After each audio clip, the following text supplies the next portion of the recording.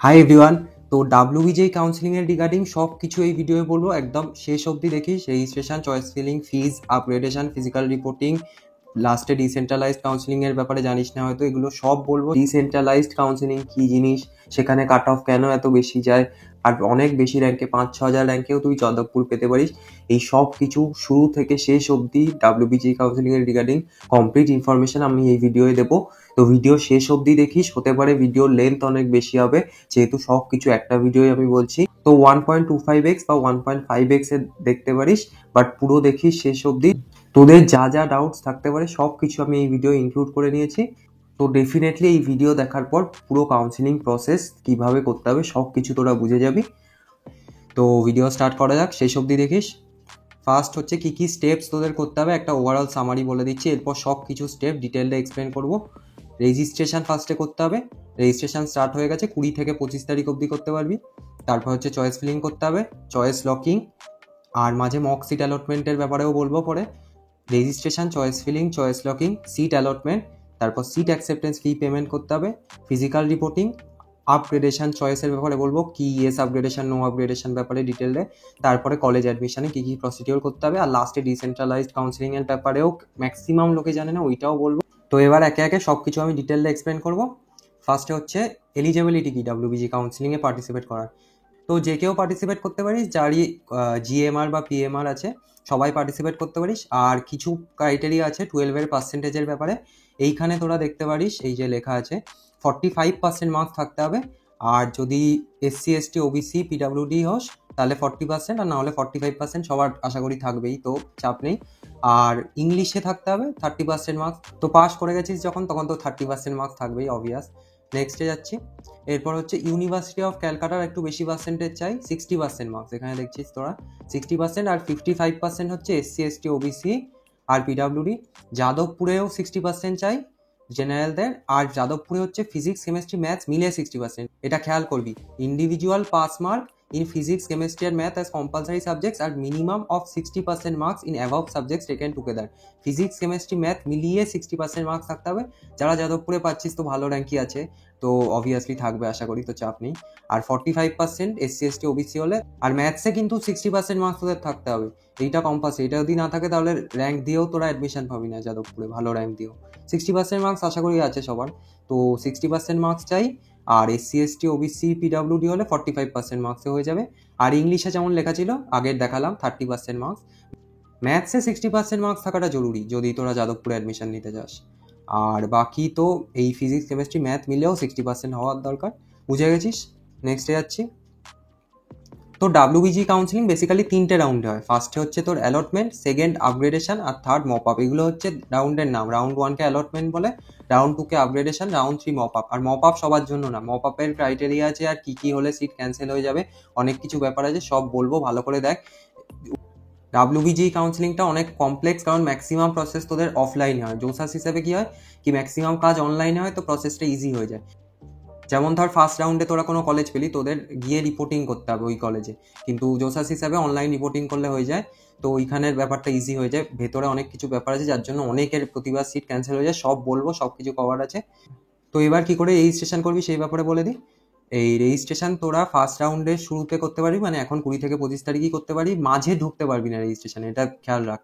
Round 2 এ সোজা registration করতে পারবি না, আইদার এখন করতে পারবি রেজিস্ট্রেশন, আর যাদের বেশি র্যাঙ্ক তারা এখন করিস না, সোজা মপ আপে গিয়ে কর, কারণ এখন করে কিছু লাভ হবে না এমনিও। কিন্তু ম্যাক্সিমাম লোক করে ফেল, এখন 25 তারিখ লাস্ট ডেট, তার আগে রেজিস্ট্রেশন করে ফেল।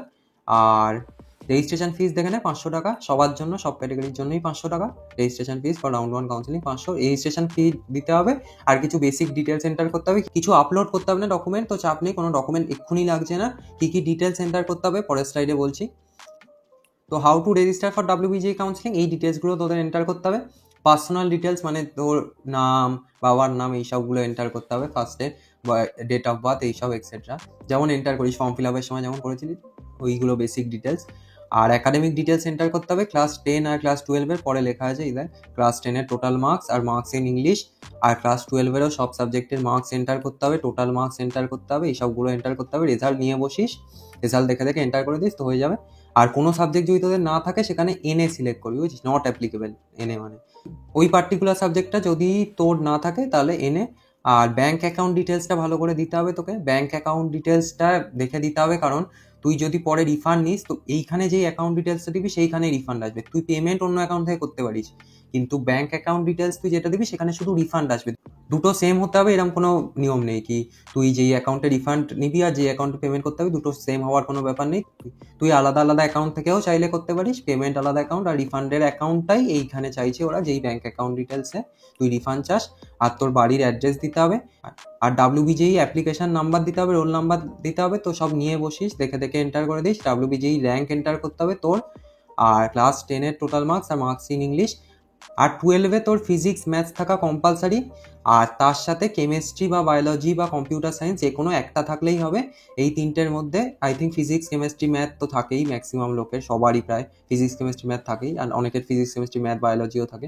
আর একটা জিনিস খেয়াল রাখিস কি টোটাল মার্কস এন্টার করিস, বেস্ট অফ 4 বেস্ট অফ 5 করতে আস না কিন্তু, তাহলে একটা সাবজেক্ট বাদ পড়ে গেলে ওরা ভাববে যে তোর ওই সাবজেক্টটা ছিলই না। যা পার্সেন্টেজ আসে আসুক, কম আস। আমিও যখন 2021-এ রেজিস্ট্রেশন করছিলাম আমারও এই ডাউটটা ছিল, কারণ বেস্ট অফ 4 বা বেস্ট অফ 5 নিলে বেশি পার্সেন্টেজ আসে, আর ওভারঅল আমার বেশি সাবজেক্ট ছিল তো কম আসছিল, কিন্তু সব এন্টার করতে হবে। কারণ হতে পারে তোর ফিজিক্স ম্যাথস কেমিস্ট্রির মধ্যে একটা নেই বেস্ট অফ 5-এ বা বেস্ট অফ 4-এ, ফিজিক্স ম্যাথস বা কেমিস্ট্রি বায়োলজি যেটাই থাকুক তোর। তো এইগুলো থাকা কম্পালসারি। তো সব মার্কস এন্টার করিস, যা যা তুই পরীক্ষা দিয়েছিস সব এন্টার করে দিস, ওরা আপনি আপ পার্সেন্টেজ ক্যালকুলেট করে নেবে। টোটাল মার্কস এন্টার করবি আর তোর অবটেন মার্কস এন্টার করবি, পার্সেন্টেজ আপনি আপ চলে আসবে। তোকে আলাদা করে পার্সেন্টেজ ক্যালকুলেট করতে হবে না। আর যদি কোনো সাবজেক্ট ওখানে থাকে এমন যেটা তোর ছিল না, সেখানে এনে সিলেক্ট করবি। তো বুঝে গেছিস আই থিঙ্ক। নেক্সটে যাচ্ছি, রেজিস্ট্রেশন এর ব্যাপারে এইটা খেয়াল রাখিস কি কারেকশন করতে পারবি না, একবারে যা ভরবি তোরা সেইটাই ফাইনাল হবে। এখানে লেখা আছে there is no provision to make any correction or editing after final submission of registration by the candidate. আর কোনো সুযোগ পাবি না কি পরে কারেকশনের জন্য আবার উইন্ডো খুলবে না, একবারে যা ভরার পুরো একদম সঠিক ভরতে হবে। তো ভালো করে দেখে দেখে ঠান্ডা মাথায় ভরে দিস, তো সব ঠিকঠাক ভরে দিলে কোনো চাপ নেই। বেসিক ডিটেলসই ভরতে হবে, এমন কিছু ব্যাপার না যে খুব কঠিন কোনো কাজ, তো হয়ে যাবে। আর এইটা আমি তোকে বললামই আগে যে ডাব্লিউবিজিএ কাউন্সিলিং এ সোজা রাউন্ড 2-এ ঢুকতে পারবি না, আইদার এখন কর আর নাহলে মপ আপে আলাদা করে রেজিস্ট্রেশন করতে পারবি। তোরা যাদের বেশি র্যাঙ্ক তারাই ডাইরেক্ট মপ আপে রেজিস্ট্রেশন করিস, না হলে কলেজ পেয়ে যাবি রাউন্ড 1 আর রাউন্ড 2-এ। এমনিও 500 টাকা খুব একটা বড় অ্যামাউন্ট না, তো না পেলেও একবার ট্রাই নিয়ে দেখতে পারিস যদি বেশি র্যাঙ্ক থাকে এখনো বসে। তো আই থিঙ্ক রেজিস্ট্রেশনের ব্যাপারে সব কিছু ক্লিয়ার হয়ে গেছে তোদের। এবার আমি চয়েস ফিলিং এর ব্যাপারে বলবো। চয়েস ফিলিং এর ব্যাপারে হাজার ডাউটস থাকে আমি জানি, এইটাই সবচেয়ে কঠিন প্রসেস এই পুরো ডাব্লিউবিজিএ কাউন্সিলিং এর মধ্যে, চয়েস ফিলিং করা। তো এইটা কি করে করতে হবে আর কোত্থেকে করতে হবে, ফ্রিতে কি করে করতে পারবি, সব কিছু আগে বলবো।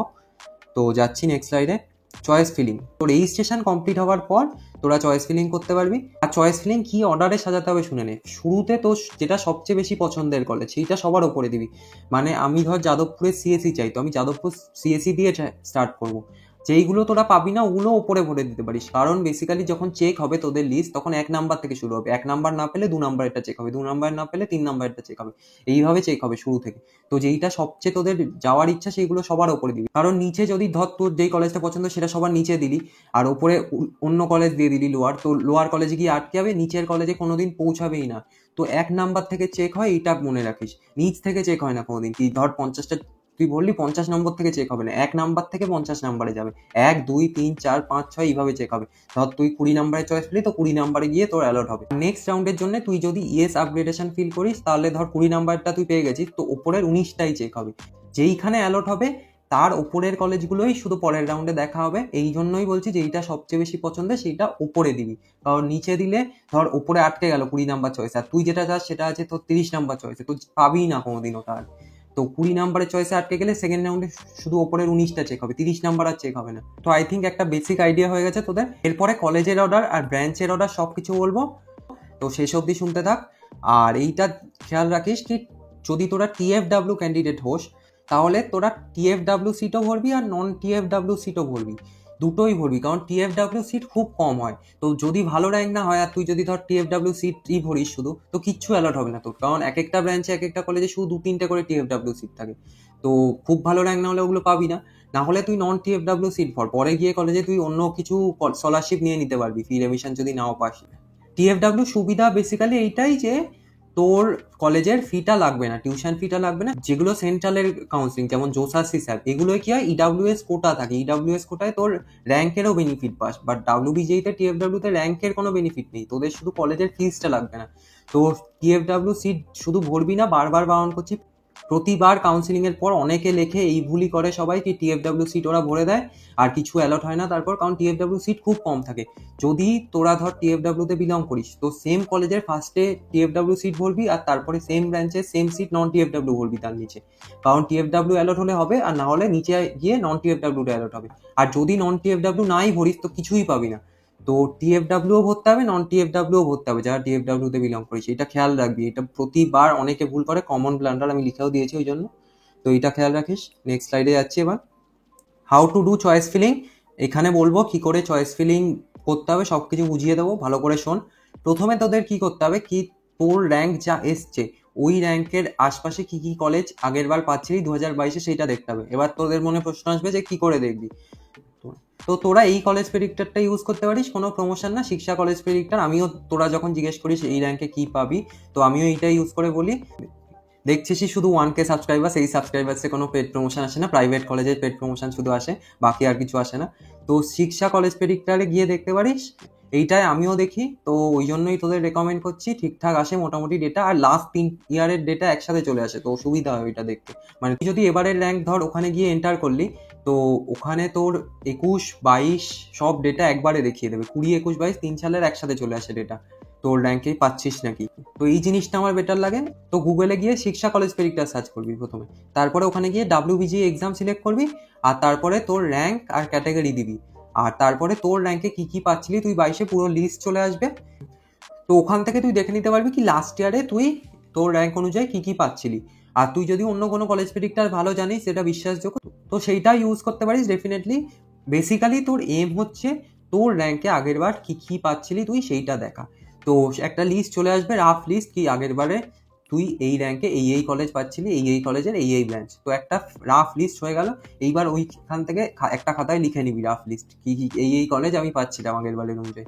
তারপর তোকে কি করতে হবে, কি যেই কলেজগুলো ধর এখানে এলো সেই কলেজগুলোর ব্যাপারে ইউটিউবে সার্চ করতে হবে, কি এই কলেজের প্লেসমেন্ট কেমন, এই কলেজের কলেজ লাইফ কেমন, এই কলেজে অপরচুনিটিস আছে কিনা, অ্যাটেন্ডেন্স নিয়ে কি খুব স্ট্রিক্ট নাকি অ্যালাউ করে, তুই অন্য কিছু করতে পারবি নাকি কলেজে গিয়ে অন্য এক্সামের প্রিপারেশন, এই সব কিছু তোকে ইউটিউবে সার্চ করে করে দেখতে হবে। কলেজের নাম এন্টার মারবি, সব কলেজের ওপর কেউ না কেউ ভিডিও বানিয়ে রেখেছে, অনেক ভিডিও আছে, তো ভালো করে দেখে নিতে পারবি, সেই রিভিউগুলো দেখ ভালো করে। তো তারপর এই সব কাজগুলো কর, 27 না 28 তারিখ অব্দি টাইম আছে, এখনো আছে অনেকদিন টাইম, তো এইগুলো ভালো করে কর, রিসার্চ কর, ভালো করে রিসার্চ কর। কোনো ডাউট থাকলে আমাকে কমেন্ট সেকশনেও জিজ্ঞেস করতে পারিস। আর এইগুলো ভালো করে রিসার্চ করতে হবে, কারণ নেক্সট 4 বছর তোর এই রিসার্চের ওপরই ডিপেন্ড করছে। তো খুব ভালো করে দেখবি, যা যা তোর মনে হয় কলেজে থাকা দরকার সেগুলো সব আছে নাকি দেখবি। প্লেসমেন্ট তো সবচেয়ে বড় ক্রাইটেরিয়া বটেই, আর তাছাড়াও কলেজ লাইফ, মানে কলেজে গিয়ে তুই কেমন এনভায়রনমেন্ট পাবি, এই সবগুলো ম্যাটার করে খুব, তো ওইগুলোও দেখতে হবে তোকে ভালো করে। তো এইসব দেখার পর তুই যেই রাফ লিস্টটা বানিয়েছিলি ওটার থেকে তোকে একটা ফেয়ার লিস্ট বানাতে হবে, কি এই কলেজগুলো আমার ফাইনালি পছন্দ হয়েছে, আর তারপর সেই কলেজগুলো তোকে অর্ডারে সাজাতে হবে, মানে 1 নম্বরে তোর এই কলেজগুলোর মধ্যে যেটা সবচেয়ে বেশি পছন্দ হয়েছে সেইটা সবার উপরে দিবি, তারপরে এইভাবে সাজাতে যাবি। আর যখন চেক হবে তুই চয়েস লকিং করার পর 1 নাম্বার থেকে দেখবে ওরা কি 1 নাম্বারেরটা পাচ্ছিস নাকি, যদি 1 নাম্বারেরটা না পাস তাহলে 2 নাম্বারেরটা দেখবে, 2 নাম্বারেরটা না পেলে 3 নাম্বারেরটা দেখবে, এইভাবে নিচে আসতে থাকবে। আর যেই কলেজটার র্যাঙ্কের রেঞ্জে তোর এইবারের র্যাঙ্ক ম্যাচ করবে তো সেইখানে গিয়ে বন্ধ হয়ে যাবে, আর ওই কলেজটাই তোকে অ্যালট হবে। ধর 20 নাম্বারেরটা অ্যালট হয়ে গেল, তো 20 নাম্বার গিয়ে তারপর তোকে রিপোর্টিং করতে হবে। আগে সব বলবো, শুনতে থাক। আর এইটা খেয়াল করিস, be careful while filling the branches with specialisation. হাজার ব্রাঞ্চ থাকে প্রাইভেট কলেজগুলো, স্পেশালাইজ করে করে এত বাড়ায় সংখ্যা, স্টুডেন্টের ইনটেক বাড়ায়, তো ওইগুলো খেয়াল করতে হবে তোকে। আগে সব বলবো, আরো চয়েস ফিলিং এর ব্যাপারে পুরো ডিটেলসে বলবো, এখন তো সবে স্টার্ট করলাম। আর use choice rearrange and choice interchange to edit your choice list.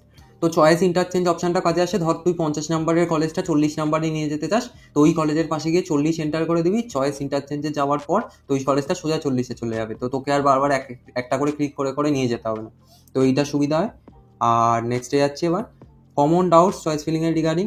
প্রথম হচ্ছে কটা চয়েস ভরতে পারিস তোরা, তো আনলিমিটেড চয়েস ভরতে পারিস, কোনো ফিক্স নাম্বার নেই, যতগুলো ইচ্ছা তোদের সব ভরতে পারিস। শুধু এইটা খেয়াল রাখিস কি প্রেফারেন্স লিস্টটা সঠিক হতে হবে, কারণ প্রেফারেন্স অর্ডার যদি ঠিক না হয় ভুলভাল কলেজ অ্যালট হয়ে যাবে। শুরুতে যেটা সবচেয়ে পছন্দের, from most prefer to list prefer, এই অর্ডারে তোদের সাজাতে হবে। যেই কলেজটা সবচেয়ে বেশি চাই সেটা সবার উপরে, যেমন Jadavpur CS, Jadavpur IT, Jadavpur EC, এইভাবে ভরতে পারিস তোরা। তো এই অর্ডারে সাজাতে পারিস। আর how my choice filling will be checked, কী করে চেক হবে, প্রথম থেকে স্টার্ট হবে আর আর্টিফিশিয়াল ইন্টেলিজেন্সের মাধ্যমে চেক হয়। 1 নাম্বার থেকে দেখবে ওরা, তো যেখানে গিয়ে তোর চয়েসের সাথে কলেজের র্যাঙ্ক ম্যাচ করবে সেখানে গিয়ে বন্ধ হয়ে যাবে আর ওই কলেজটাই তোকে অ্যালট হয়ে যাবে। থার্ড, সিট আপগ্রেডেশন সিস্টেম কী করে কাজ করে আমি অলরেডি বুঝিয়ে দিয়েছি। যদি ধর তুই 60টা চয়েস ভরেছিস আর তার মধ্যে 30 নম্বর চয়েসটা তোর অ্যালট হলো, তো সেকেন্ড রাউন্ডে জন্যে যদি তুই ইএস আপগ্রেডেশন করিস তো ওপরের 29টা চয়েসই তখন শুধু চেক হবে। 30 নাম্বারটা তোর অ্যালট হয়ে গেছে, 30-এর নিচের কলেজগুলো সব রিমুভ হয়ে গেল, ওর নিচে আর যাবেই না কোনোদিন। 30টা অ্যালট হয়েছে, তো সেকেন্ড রাউন্ডে আইদার ওপরের 29টার মধ্যে যদি কিছু তুই পাস তো সেইটা অ্যালট হবে, আর না হলে 30 নাম্বারটাই তোর কাছে থাকবে, কোনো সিট ক্যান্সেল হবে না। ইএস আপগ্রেডেশনের ব্যাপারটা পরে বোঝাবো, সিট ক্যান্সেল হয় না, এটা নিয়েও একটা বড় স্ক্যাম ফ্যাম চলে কলেজগুলো, প্রাইভেট কলেজে স্পেশালি। সব আগে বলবো, যা যা হতে পারে তোরা প্রবলেম যা যা ফেস করতে পারিস আগে সব কিছু ইনক্লুড করে নিয়েছি। আমিও 2021-এ কাউন্সিলিং করেছিলাম, বাট আমি কলেজ নিইনি, টপ নিয়ে প্রিপারেশন করে এনআইটিতে পড়ি আমি। তো ওই ব্যাপারটা বলবো, আমি জানি কি কি হতে পারে, তো সব বলে দেবো। ফোর্থ হচ্ছে, যদি ধর তুই কোনো কলেজ 21 নম্বরে পড়েছিস, ঠিক আছে, আর সেম কলেজই আরেকজন স্টুডেন্ট 10 নম্বরে পড়েছে, তো যেহেতু সে 10 নম্বরে পড়েছে তাই জন্য কি সেই সিটটা সে পাবে, তুই পাবি না, এইটা অনেকের ডাউট থাকে। তো এইরকম কোনো ব্যাপার নেই, সিরিয়াল নাম্বারের সাথে সিট অ্যালট হওয়ার কোনো রিলেশন নেই। যার ভালো র্যাঙ্ক থাকবে সেই পাবে ওই সিটটা, কত নাম্বারে ভরেছিস সেটা ম্যাটার করে না। তো purely on the basis of rank decide হবে কি কে বেটার কলেজ পাবে। আর এইটা দেখে নিতে পারিস, recheck the priority order many number of times. আর চয়েস ফিলিং লিস্টটা ভালো করে ভরিস, প্রেফারেন্স অর্ডার ঠিক করে ভরিস, না হলে উল্টোপাল্টা কলেজ চলে আসবে, তখন আর কিছু করা যাবে না। তো প্রেফারেন্স অর্ডারটা খুব ইম্পর্টেন্ট, কোনো ডাউট হলে কমেন্ট সেকশনে জিজ্ঞেস করিস, এরপরে বলবো আমি প্রেফারেন্স অর্ডার।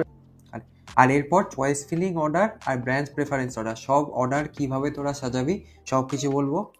তো নেক্সট স্লাইডে যাচ্ছি, ব্রাঞ্চ প্রেফারেন্স অর্ডার। এটা দেখে নে, ম্যাক্সিমাম স্টুডেন্টসের ডাউট থাকে কি কি অর্ডারে তোরা ব্রাঞ্চটা সাজাবি। এই ব্রাঞ্চ অর্ডার হচ্ছে প্লেসমেন্টসের বেসিসে, সিএসসি ফার্স্টে, তারপর সিএসসি উইথ স্পেশালাইজেশন, তারপর আইটি, তারপর CS with business system. Mainly private কলেজগুলোয় থাকে এই ব্রাঞ্চটা, তোর আইএম, হেরিটেজ এইসবে আছে সিএস উইথ বিজনেস সিস্টেম। তারপর ইসি, তারপর ইসি উইথ স্পেশালাইজেশন, তারপর electronics and instrumentation, electrical and electronics, electrical, mechanical, chemical, production, civil, metallurgy, biotech, biomedical. তো এই হচ্ছে অর্ডার, সবচেয়ে বেশি প্রেফারেন্স দিবি সিএসকে, তারপর CS with specialisation, IT, CS, এই অর্ডারে ফলো করবি। তো ব্রাঞ্চের এই অর্ডার ফলো করবি। আর প্রাইভেট কলেজে সিএস ইসি বাদে কিচ্ছু নিবি না, প্রাইভেট কলেজে সিএস এরও প্লেসমেন্ট তেমন ভালো হয় না, 5-6 এলপি হয়। তুই যদি এনআইটি আইআইটি দেখিস ওখানে তোর লোয়ার ব্রাঞ্চ যেমন মেটালার্জি, বায়োটেকের প্লেসমেন্টও এর থেকে বেশি হয়। তো সিএস আর ইসি নিতে পারিস। তো প্রাইভেট কলেজ যেমন আইএম, হেরিটেজ এইসব কলেজে যদি তুই যাস তাহলে সিএস আর ইসি নিতে পারিস, বেসিক্যালি এই অবধি নিতে পারিস। সিএস নিতে পারবি, CS with specialisation, IT, CS with business system, EC, EC with specialisation, এই অবধি নিস, এখান থেকে এই অবধি, এর নিচে যাস না ব্রাঞ্চে প্রাইভেট কলেজ নিলে। আর যদি জেইউ নিস তাহলে যে কোনো ব্রাঞ্চ নিতে পারিস, জেইউ ভালো কলেজ, ভালো কলেজ হলে ব্রাঞ্চ ম্যাটার করে না, ব্রাঞ্চ তখন ম্যাটার করে যখন কলেজ ভালো হয়। তো আমার পার্সোনাল রেকমেন্ডেশন হবে সিএস এর পেছনে না গিয়ে জেইউতে যা ব্রাঞ্চ পাচ্ছিস, যদি তোর জেনারেলে 5-6 হাজারের মধ্যে র্যাঙ্ক হয় তাহলে জেইউ লোয়ার ব্রাঞ্চ নিয়ে নে, বেটার হবে, তুই কলেজ অপরচুনিটিস বেশি পাবি। এই কলেজগুলোয় সিএস নিয়েও তুই অপরচুনিটিস পাবি না, তো ব্রাঞ্চ ভালো হলেও লাভ নেই, যাদবপুরে কি অপরচুনিটিস অনেক পাবি তুই, তো সেইটাকে তুই কাজে লাগাতে পারিস। পরে যদি নিজে খাটিস তাহলে কোডিং ফোডিং করিস নিজে, তো লোয়ার ব্রাঞ্চ নিয়েও ভালো করে যাবি। আর লোয়ার ব্রাঞ্চের প্লেসমেন্টও দেখবি তুই এদের থেকে বেশি, তোর আইএম, হেরিটেজের, সিএস এর যা প্লেসমেন্ট, আর যাদবপুরের ধর একদম লোয়ার ব্রাঞ্চ প্রোডাকশন, পাওয়ার, প্রিন্টিং, ওদের প্লেসমেন্ট এর থেকে বেশি।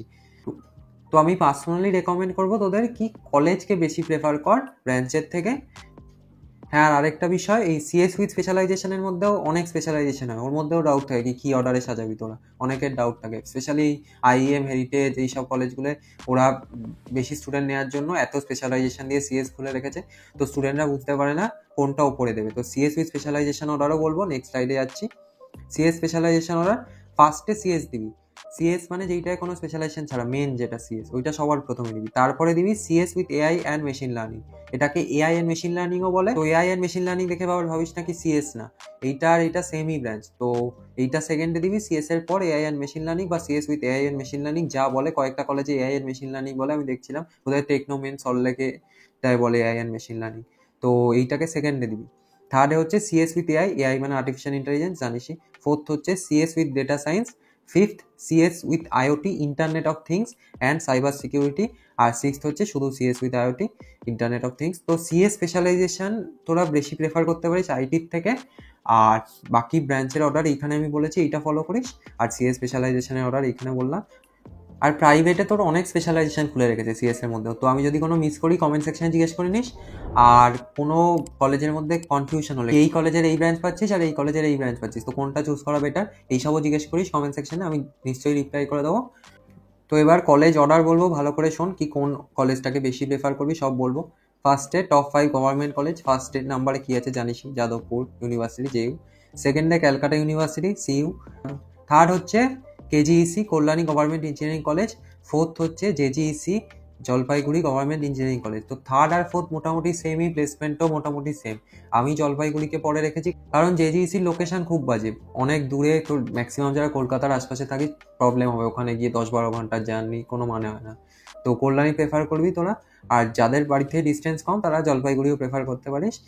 আর এইটার লোকেশনটা পছন্দ না আমার, ওই জন্য কল্যাণী দিয়েছি, কল্যাণীর লোকেশন ঠিকঠাক, তো ওই জন্য ফোর্থে জলপাইগুড়ি রেখেছি।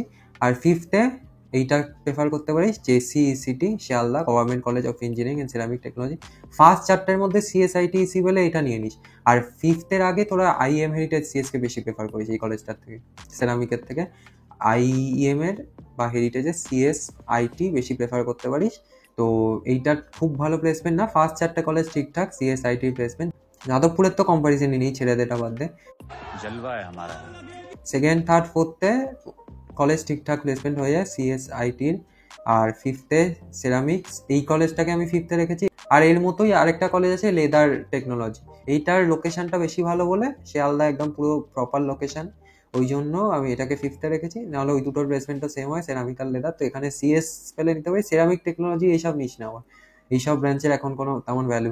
তো এই কলেজে সিএস পেয়ে যাবে অনেক দূর অবধি র্যাঙ্কে জেনারেলে, তো নিতে পারিস। আর কলেজগুলোর ব্যাপারে একটু আইডিয়া দিয়ে দিই তোকে। যাদবপুরের ব্যাপারে তো জানিসই, সবাই নাম শুনেছিস, যাদবপুরের জন্যই famous WBJEE, basically all India লেভেলেও ডাব্লিউবিজি এক্সামটা ফেমাস হয়েছে যাদবপুরের জন্যই। এখন এনআইআরএফ 10-এও চলে গেছে, প্লেসমেন্ট তো অসাধারণ হয়ই। এর ব্যাপারে আরেকটা বিষয় যেটা বলার ছিল আমার, যেটা খুব পছন্দ, সেটা হচ্ছে নো অ্যাটেন্ডেন্স ক্রাইটেরিয়া।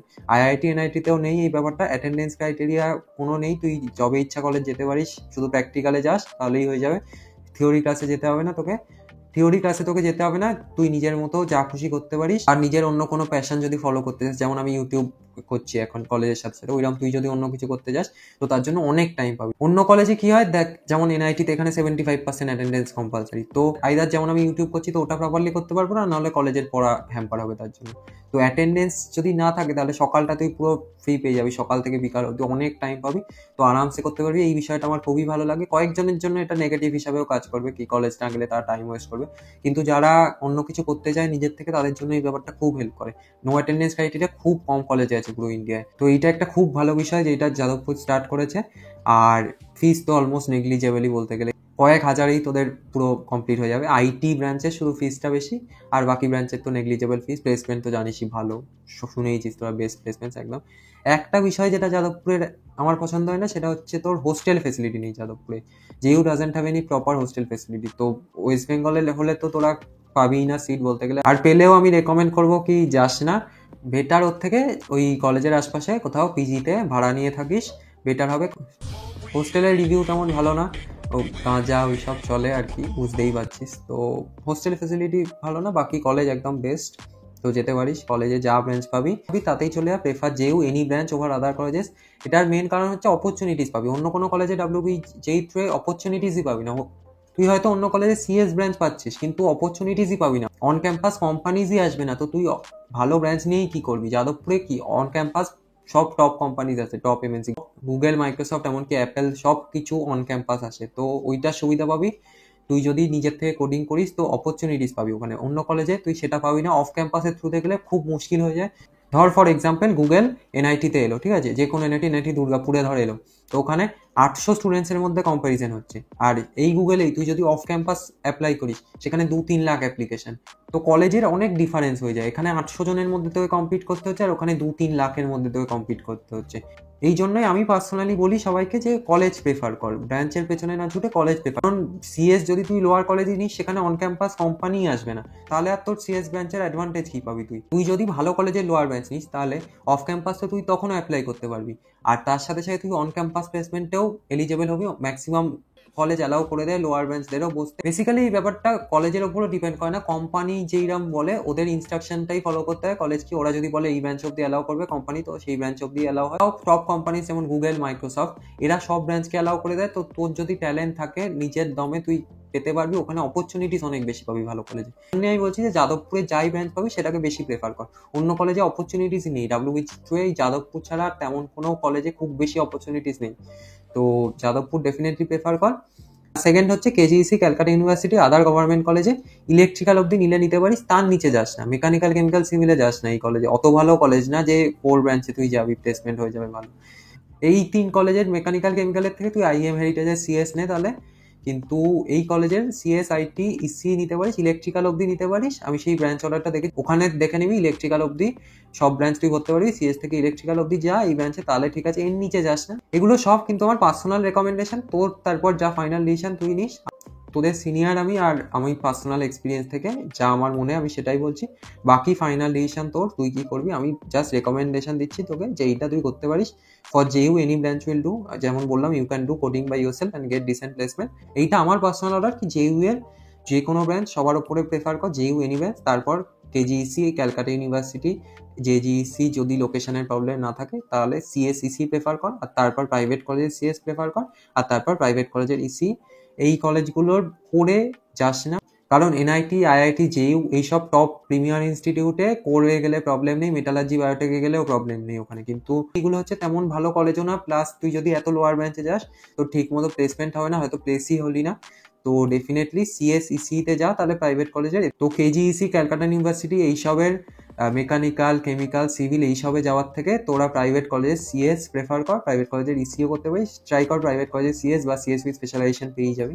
তো এই দুটোর মধ্যে ট্রাই কর, এই অর্ডারটা ফলো করিস যেটা আমি বললাম। যাদবপুরের যে কোনো ব্রাঞ্চ সবার উপরে দে, আমি পার্সোনালি রেকমেন্ড করব। বাকি তোর যদি এমন হয় কি সিএসসি পড়বি তাহলে তুই অন্য কলেজেও সিএস নে, ওখানে গিয়েও যদি তুই হার্ডওয়ার্ক করিস ওখান থেকেও তুই অপরচুনিটিস বের করে নিতে পারবি। বাকি তোর হার্ডওয়ার্কের ওপর। অপরচুনিটিস সবচেয়ে বেশি কলেজ প্রোভাইড করবে জেইউ, আর বাকি কলেজে অত বেশি অপরচুনিটিস পাবি না। তো দেখে নে। তো এরপর তোর ওপর যে তুই কলেজ প্রেফার করবি না ব্রাঞ্চ। আমি বলে দিলাম, একটা ওভারঅল আইডিয়া পেয়ে গেছিস। এবার টপ 5 প্রাইভেট কলেজের ব্যাপারে বলবো। ফার্স্ট হচ্ছে আইএম আর হেরিটেজ, এই দুটো সেম লেভেলের কলেজ। আইএম হেরিটেজ হচ্ছে প্রায় সেমই হয় দুটোর প্লেসমেন্ট, এইগুলো হচ্ছে সেমই হয়। আইএম হেরিটেজের অলমোস্ট সেম হয়। টেকনোমেন, সল্ট লেক, এইখানে একটা স্ক্যাম হয় বড়। টেকনো ইন্ডিয়া, টেকনো বাটানগর, হাজার হাজার টেকনো খুলে রেখেছে। টেকনো মেন সল্ট লেকটাই হচ্ছে তুই প্রেফার করবি। টেকনো ইন্টারন্যাশনাল একটা আছে, আরও টেকনো অনেক জায়গায় কলেজ আছে। তো টেকনো মেন সল্ট লেক ভরবি, অন্য কলেজ ভরবি না। ভালো করে দেখে চয়েস ফিলিং করবি, টেকনো মেন, এইটা খেয়াল করিস। আর ফোর্থ হচ্ছে NSEC, Netaji Subhash engineering college. এই থার্ড আর ফোর্থের প্লেসমেন্টটা অলমোস্ট সেম রেঞ্জে হয়। ফিফথ হলদিয়া আর এওটি, একাডেমি অফ টেকনোলজি, এই দুটোর প্লেসমেন্টও প্রায় সেম হয়। তো 1, 2 এর placement almost same, third, fourth এর সেম, আর ফিফথ, সিক্স এর অলমোস্ট সেম। সবচেয়ে বেশি আইএম হেরিটেজকে প্রেফার করিস। তো এই 6টা কলেজে তুই সিএস, ইসি নিতে পারিস। CS with specialisation, EC with specialisation, ওই ব্রাঞ্চ প্রেফারেন্স অর্ডারটা দেখে নিস। আর আইএম এর একটাই বিষয় যেটা বাজে আমার লাগে, হেরিটেজকে আমি পার্সোনালি বেশি প্রেফার করবো আইএম এর থেকে। আইএম এর এই বিষয়টা খুব বাজে লাগে আমার, কি খুব স্ট্রিক্ট, খুব বেশি স্ট্রিক্ট। মনে হবে তোর স্কুলে আছিস, তুই you will feel you are in school. একটা ছোট বিল্ডিং, জাস্ট 1-2 একরের ক্যাম্পাস, ব্যাস হয়ে গেল কলেজ শেষ। মনে হবে তুই স্কুলেই আছিস, যেমন ফিল আসবে। জাস্ট আ স্মল বিল্ডিং, যেমন স্কুলের বিল্ডিং হতো ওইরকম। আর অ্যাটেন্ডেন্স নিয়েও বহুত স্ট্রিক্ট, আর অ্যাটেন্ডেন্স না হলেও বসতে দেয় না। আমি 2021 আইএম এ রিপোর্টিং করতে গেছিলাম, রাউন্ড 1-এ আমি আইএম পাচ্ছিলাম, আইএম এর সিএস পেয়েছিলাম। আমার 2021 র্যাঙ্ক ছিল 3,500-এর আশপাশে। আর 21 আমি পড়াশোনা না করে দিয়েছিলাম, কারণ কোভিড ইয়ার ছিল, বুঝতেই পারছি, স্কুল ফুল যায়নি। তো ওই জন্য তেমন ভালো র্যাঙ্ক আসেনি, 3,500-এর আশপাশে র্যাঙ্ক এসেছিল। তারপর আমি রাউন্ড 1-এ রিপোর্টিং করেছিলাম এখানে, আর তারপর আমি সিট উইথড্র করে ড্রপ নিয়েছিলাম। আর 2022 আমার যেই মেন্সে অল ইন্ডিয়া র্যাঙ্ক 18,000 ছিল। তো সেখান থেকে আমি এনআইটি সিএসসিতে চলে গেছি। তো তোরা ড্রপও নিতে পারিস চাইলে। এইটার বিষয়ে আমি পরে বলবো লাস্টে, আমার পার্সোনাল ওপিনিয়ন কি এই ব্যাপারে, ওইটা লাস্টে বলবো। আর আইএম এর ব্যাপারে যেটা বলার ছিল, আমি যখন আইএম এ রিপোর্টিং করতে গেছিলাম দেখেছিলাম যে প্লেসমেন্ট সেলের বাইরে দেয়ালে এত বড় করে টাঙিয়ে রেখেছে কি 75% অ্যাটেন্ডেন্স না থাকলে, কি 75% না থাকলে প্লেসমেন্টে বসতে অ্যালাউই করবে না ওরা। তো এইসব বড় বড় করে লিখে রেখেছে প্লেসমেন্ট সেলের বাইরে। তো খুব স্ট্রিক্ট, আমি শুনেওছি। মানে বেসিক্যালি কলেজের কোনো ফিলই আসবে না, জাস্ট 1-2 একরের ক্যাম্পাস। এনআইটির ম্যাক্সিমাম তোর দেখতে গেলে 180-200 একর 300 একরের ক্যাম্পাস আছে, যাদবপুরেরও ঠিকঠাক সাইজের ক্যাম্পাস। হেরিটেজের ক্যাম্পাসটা ভালো। হেরিটেজ আবার exactly opposite as that of IEM, ওখানে এত বড় ক্যাম্পাস, বুঝতেই পারছিস কি হয়, এত सबका पढ़ाई लिखाई जो है स्टूडेंट्स सब खाली छोड़ी पटाता है नहीं है कि नहीं है? जितना स्टूडेंट है वो बताइए, कोई पढ़ता है? सब लोग खाली छोड़ी पटाता है। আইএম হচ্ছে এক এক্সট্রিমে আর হেরিটেজ অপোজিট এক্সট্রিমে, তো আইডিয়া করে নে কিরম হতে পারে। আর প্লেসমেন্ট দুটোর মোটামুটি সেম, আইএম এর একটু বেটার হবে হেরিটেজের থেকে, তো এই অনুযায়ী দেখে নিতে পারিস। Placement of all this colleges are just okay in CSE EC branches only. তো প্লেসমেন্ট তেমন ভালো না, এই জন্যই আমার ডাব্লিউবিজেইর কলেজ পছন্দ না, যাদবপুর বাদে তেমন কোনো কলেজই আমার পছন্দ না যাদবপুরের আন্ডারে, আর এই জন্য আমি নিজেও ড্রপ নিয়েছিলাম। তো মানে অ্যাভারেজ প্লেসমেন্ট ওই আইএম হেরিটেজের বল 5 to 6 এলপিএ, তোর ওয়েবসাইটে যা খুশি দেখাক, ওরা অফ ক্যাম্পাস জুড়ে নেয়, এই জুড়ে নেয় ওই জুড়ে, অ্যাভারেজ বেশি দেখায়, বাট রিয়েলিটি হচ্ছে 5 to 6 এলপি হয়। আর এখন সিএস ব্রাঞ্চের এত ডিমান্ড হওয়া সত্ত্বেও যদি 5 to 6 এলপি হয়, তো নিচের ব্রাঞ্চগুলো তো ছেড়েই দে। এই জন্যই আমার পছন্দ না, খুব একটা ভালো প্লেসমেন্ট হয় না, জাস্ট কাজ চালানোর মতো প্লেসমেন্ট হবে। লিখেছি placement of all this colleges are just okay. আর এই কলেজগুলোয় সিএসইসি ছাড়া কিচ্ছু নিস না, never take anything other than CS IT EC in private colleges.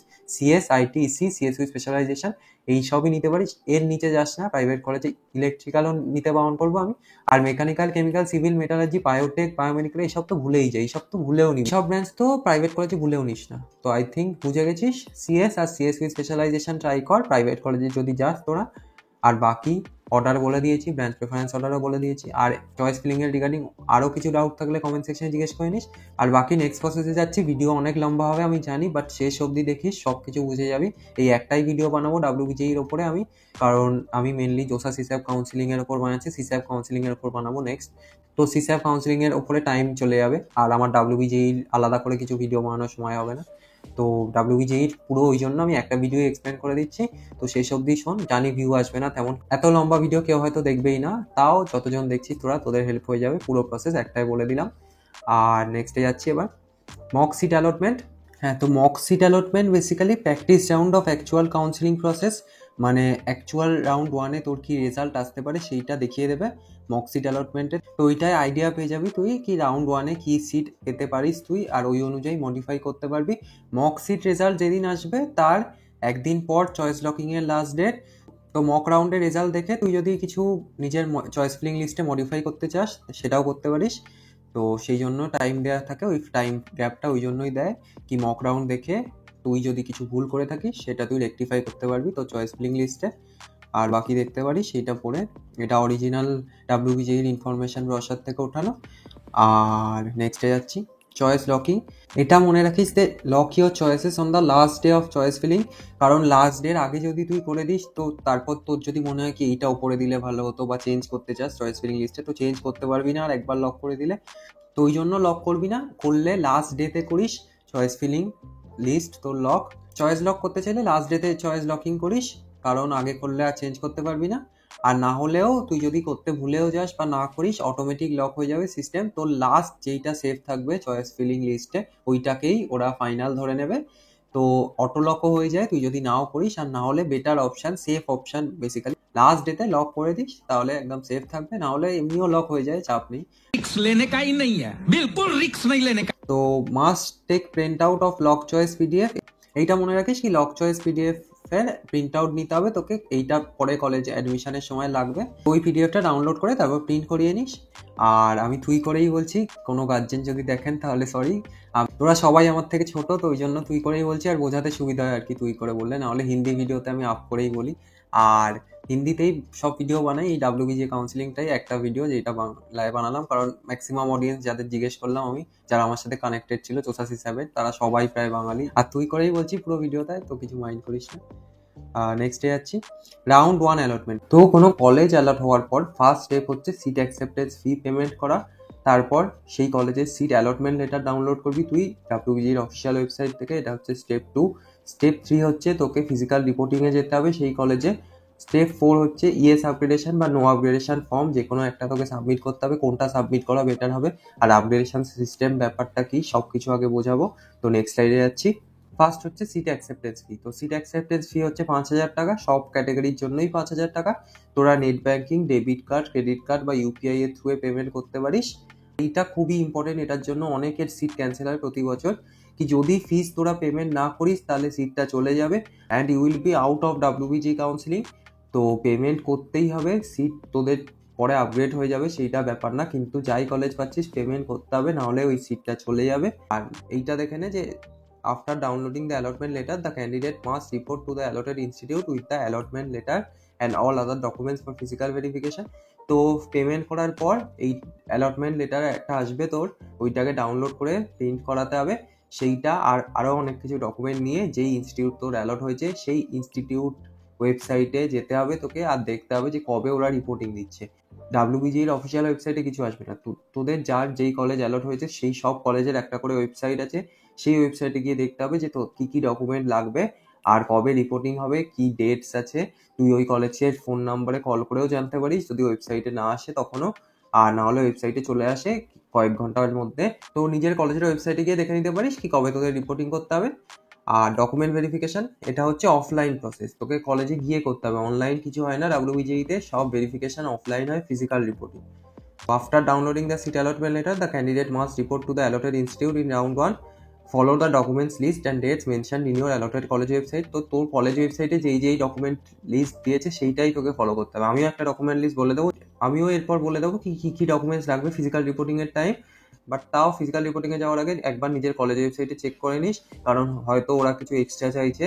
R everything will come on college website and not on WBJEE website. Strictly follow all the instructions mentioned in your college website. এইটা তোদের যেমন বললাম একটু আগে, candidate should contact the institute and visit their website to know their timings and detailed requirements for admission. তো এবার physical রিপোর্টিংয়ে কী কী document লাগবে সেই লিস্টটা আমি তোদের বলতে চলেছি। তো documents required for physical reporting, first হচ্ছে সিট অ্যালটমেন্ট লেটার, যেটা পেমেন্ট করার পর তোরা পাবি, ওইটা ডাউনলোড করিয়ে প্রিন্ট করাতে হবে।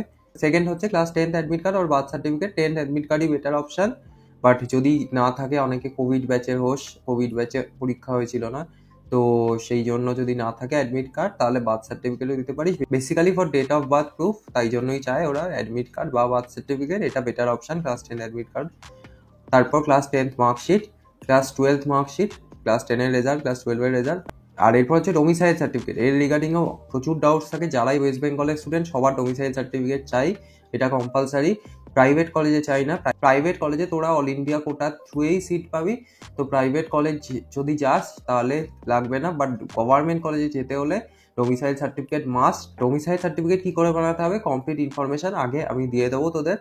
আর হচ্ছে ক্যাটাগরি সার্টিফিকেট বা PWD certificate if applicable in your case, TFW certificate if applicable in your case. তো টিএফডাব্লিউ সার্টিফিকেটও কী করে বানাতে হবে এটাও আগে বলে দেবো, তো শুনতে থাক। নেক্সট হচ্ছে ডোমিসাইল সার্টিফিকেট। ডোমিসাইল সার্টিফিকেটের ব্যাপারে কমপ্লিট ইনফরমেশন দিতে চলেছি। তো ডোমিসাইল অফ ওয়েস্ট বেঙ্গল কারা কনসিডার হবে, যারা ওয়েস্ট বেঙ্গলে অ্যাটলিস্ট 10 বছর ধরে আছে অ্যাজ অন 31/12/22, বা কেউ যদি আদার স্টেটে থাকিস তোরা আর তোদের parents permanent resident of West Bengal হয় having permanent address within the state of West Bengal, তো তোরাও ডোমিসাইল সার্টিফিকেট বানাতে পারিস। বলবো কি ডোমিসাইল বানানোর সবচেয়ে সোজা উপায় কি, সেইটা যদি তোরা ফলো করিস তোরা কয়েক ঘন্টায় পেয়ে যাবি ডোমিসাইল। তো নেক্সট স্লাইডে যাচ্ছি।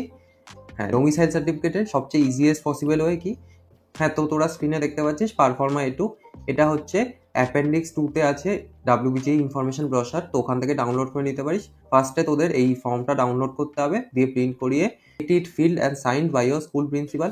স্কুল প্রিন্সিপালের কাছে যাবি আর বলবি এটা ফিল করে দিতে, এটা সবচেয়ে ইজি হয়। কারণ আরেকটা ফর্ম যেটা আছে পারফর্মা A1, সেইটায় অনেক হাই লেভেলের অফিসারদের সাইন চাই, তো সেইটা অনেক কমপ্লেক্স প্রসেস হয়ে যাবে আর টাইম লাগবে অনেক। এইটা সবচেয়ে ইজিয়েস্ট ওয়ে, পারফর্মা A2 সোজা প্রিন্ট করা আর স্কুলে চলে যা, স্কুল প্রিন্সিপালকে বল লিখে দিতে, স্কুল গিয়ে প্রিন্সিপালকে বল ফিল করে দিতে, আরামসে হয়ে যাবে, 1-2 ঘন্টায় হয়ে যাবে, পেয়ে যাবি ডোমিসাইল সার্টিফিকেট। বাট পারফর্মা A1 যদি তোরা করাতে যাস তো সেটা অনেক কমপ্লেক্স প্রসেস হয়ে যাবে, এসডিও বিডিও সাইন চাই, তো ফালতু ঝামেলায় গিয়ে লাভ নেই। পারফর্মা A2 প্রিন্ট করিয়ে এইটা করে নে, ব্যাস ডোমিসাইলের কাজ শেষ।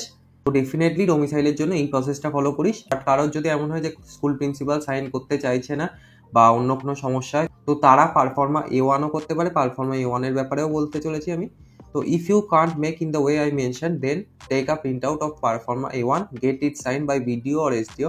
তো পারফর্মা A1 অ্যাপেন্ডিক্স 1 এ ডাব্লিউবিজি ইনফরমেশন ব্রোশারে আছে, তো ওখান থেকে ডাউনলোড করিয়ে প্রিন্ট করে নিতে পারিস। পারফর্মা A2 বা পারফর্মা A1 যে কোনো একটা চাই, দুটো চাই না। তো পারফর্মা A1 তারাই করবি যারা A2 করাতে পারছিস না কোনো কারণে, ফর্মা A1 প্রিন্ট করিয়ে এইখানে যে লিস্ট দেওয়া আছে এদের মধ্যে কাউকে দিয়ে এইটা তোদের ফিল আপ করাতে হবে। আর মনে রাখিস যে কোনো ইলেক্টেড পিপল সাইন করলে হবে না, যেমন ধর councillor of municipal corporation, MLA হয়ে গেল, MP, এরা সাইন করলে হবে না। GTO, BDO বা এখানে যা যা লেখা আছে এদের মধ্যে কাউকে দিয়ে করালে সেইটা অ্যাকসেপ্ট হবে, বাট MLA বা মিউনিসিপ্যাল কর্পোরেশনের কাউকে দিয়ে সাইন করালে চলবে না। তো এইটা খেয়াল রাখিস। পারফর্মা A1 এর এখানে কাদের দিয়ে সাইন করাতে পারবি এইটা এই পজ করে দেখে নিতে পারিস, এখানে লিস্ট আছে কমপ্লিট, এদের মধ্যে কাউকে দিয়ে করালেই তোদের হয়ে যাবে এটা অ্যাকসেপ্ট। নেক্সটে চলেছি, ডকুমেন্ট ভেরিফিকেশন আউটকাম। তো ফিজিক্যাল রিপোর্টিংয়ে ডকুমেন্ট ভেরিফিকেশন করাতে তোরা যখন যাবি তার এই কটা আউটকামস হতে পারে। আর ডকুমেন্ট ভেরিফিকেশন করানোর পর কি কি প্রসেস ফলো করতে হবে সেইটা বলতে চলেছি। ফার্স্ট হচ্ছে যারা ক্যাটাগরি ক্যান্ডিডেট তাদের যদি ক্যাটাগরি সার্টিফিকেট রিজেক্ট হয়ে যায়, তারা WBGE কাউন্সিলিং থেকে আউট হবে না, তাদের রাউন্ড 2 এ কনসিডার করা হবে, but as a general candidate.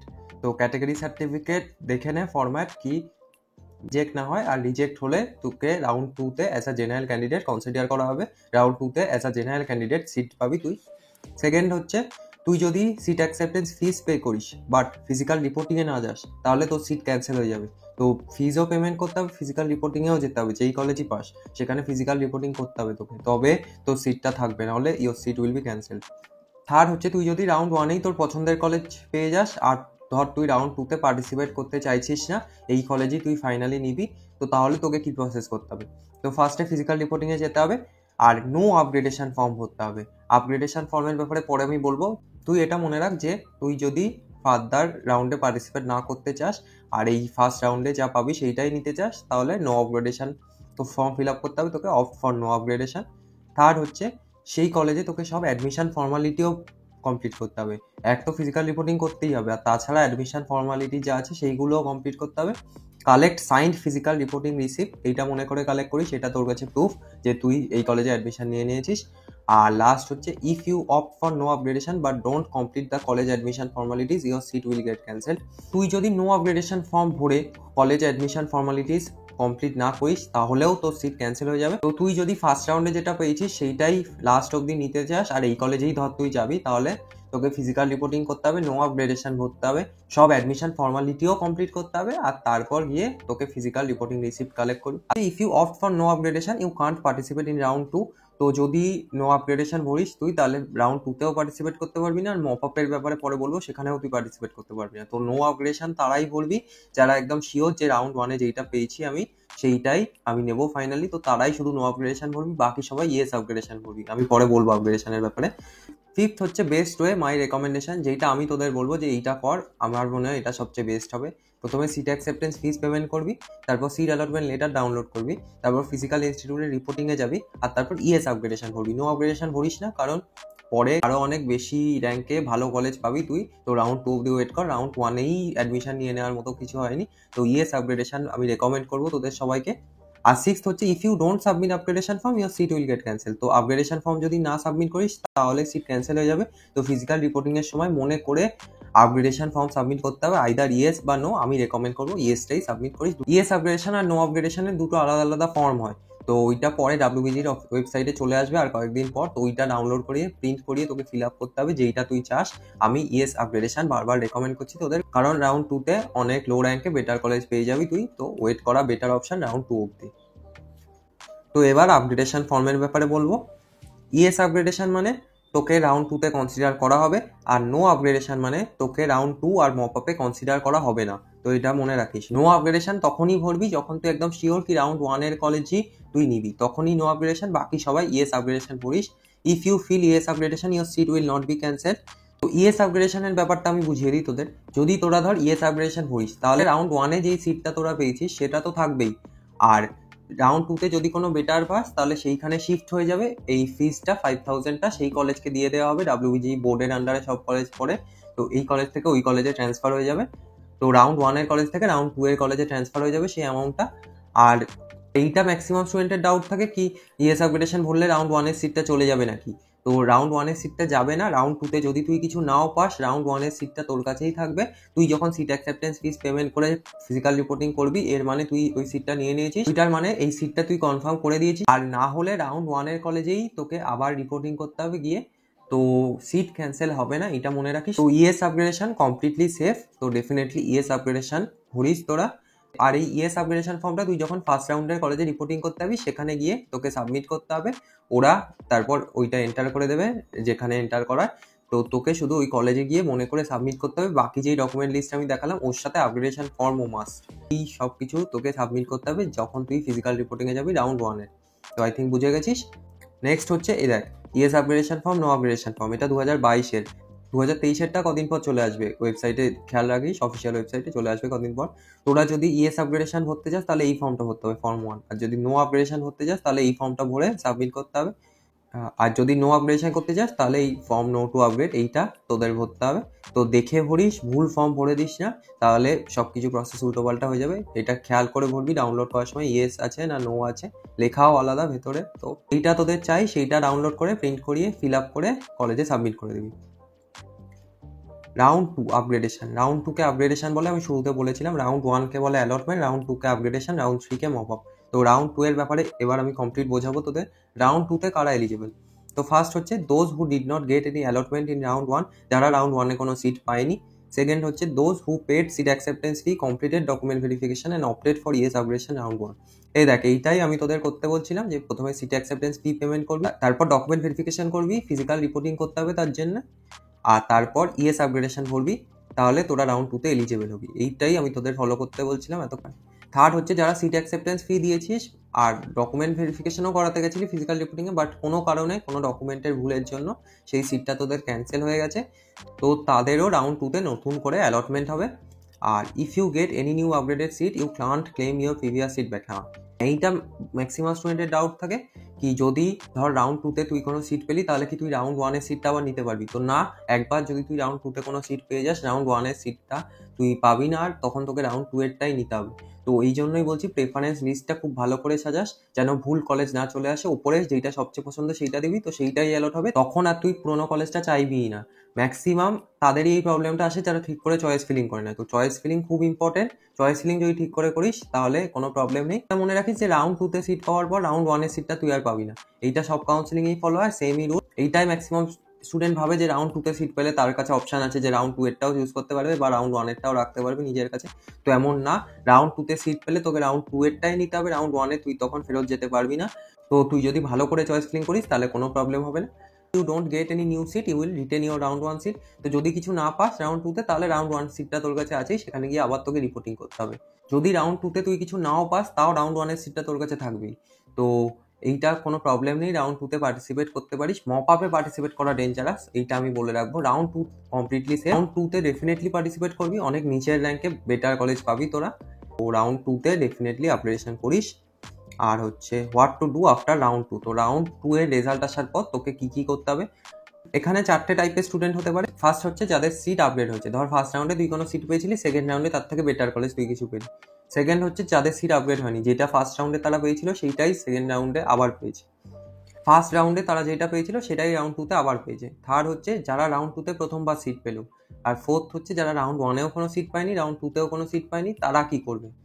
তো এইবার এই 4 টাইপের স্টুডেন্টকে কি প্রসেস ফলো করতে হবে সব কিছু ডিটেলডে বলবো। ফার্স্ট হচ্ছে কেস 1, যারা ধর রাউন্ড 1-এ কোনো সিট পেয়েছিলি আর রাউন্ড 2-তে তোদের সিট আপগ্রেড হয়ে গেল, তাহলে তোকে আবার সিট অ্যাকসেপ্টেন্স ফি পেমেন্ট করতে হবে না। সিট অ্যাকসেপ্টেন্স ফি তুই অলরেডি রাউন্ড 1-এ পেমেন্ট করে দিয়েছিস, তো আর কোনো পয়সা তোকে দিতে হবে না। তোকে সোজা সিট অ্যালটমেন্ট লেটার ডাউনলোড করতে হবে রাউন্ড 2-এর, আর তারপর এই সিট অ্যালটমেন্ট লেটার ডাউনলোড করে তোকে রাউন্ড 2-এর কলেজে সব ডকুমেন্টস আর এই অ্যালটমেন্ট লেটার নিয়ে আবার ভেরিফিকেশনের জন্য যেতে হবে। আর সেখানে গিয়ে তোকে সব অ্যাডমিশন ফর্মালিটিস কমপ্লিট করতে হবে। এইবার অ্যাডমিশন ফর্মালিটিস কমপ্লিট করতে হবে, এইবার তোকে এই কলেজে অ্যাডমিশন নিতেই হবে রাউন্ড 2-তে যেটা পেয়েছিস। মপ আপের জন্য বসে থাকলে হবে না, মপ আপে যদি তুই বসতে যাস তাহলে রাউন্ড 2-এর সিটটা চলে যাবে। রাউন্ড 2-তে কিন্তু এটা হতো না, রাউন্ড 2-এ তুই যদি বসিস রাউন্ড 1-এর সিটটা তোর ব্যাকআপ ছিল, বাট মপ আপে তুই যদি বসিস তোর কোনো সিট ব্যাকআপে থাকবে না। যাদের র্যাঙ্ক খুব বেশি তারাই শুধু মপ আপে বসুক, যাদের 10,000 15,000-এর নিচে র্যাঙ্ক তারা এমনিই কলেজ পেয়ে যাবি। তো রাউন্ড 1 রাউন্ড 2-তে তোরা কলেজ পেয়ে যাবি, তো তোরা এখানেই অ্যাডমিশন নিয়ে নে। আর তোরা ডিসেন্ট্রালাইজড কাউন্সিলিং যেটা বলবো পরে, ওখানে পার্টিসিপেট করিস, ওখানে তোরা অনেক বেনিফিট পাবি। তো ডিসেন্ট্রালাইজড কাউন্সিলিং এ পার্টিসিপেট করিস, মপ আপে পার্টিসিপেট করিস না। তাই জন্য তোদের এখানে সব অ্যাডমিশন ফর্মালিটিস কমপ্লিট করতে হবে। অ্যাডমিশন ফর্মালিটিস কমপ্লিট না করলে রাউন্ড 1 রাউন্ড 2 এর সিট দুটোই তোদের চলে যাবে। আর মনে রাখিস this is your final college, you can participate in decentralised counselling later, যেমন বললাম। আর if you don't complete the admission formalities your seat will get cancel. তো অ্যাডমিশন ফর্মালিটিস কমপ্লিট না করলে সিট ক্যান্সেল হয়ে যাবে। তো সেকেন্ড রাউন্ডের কলেজে গিয়ে তোকে অ্যাডমিশন ফর্মালিটিস কমপ্লিট করতে হবে, ফার্স্ট সেমিস্টারের ফিস পেমেন্ট করতে হবে, সব কিছু প্রসেস কমপ্লিট করতে হবে ভালো করে, তবেই তোর সিটটা কনফার্ম হবে, না হলে তোর সিট ক্যান্সেল হয়ে যাবে। শুধু ডকুমেন্ট ভেরিফিকেশন করিয়ে চলে আসিস তাহলে তোর সিটটা ক্যান্সেল হয়ে যাবে, মনে রাখিস।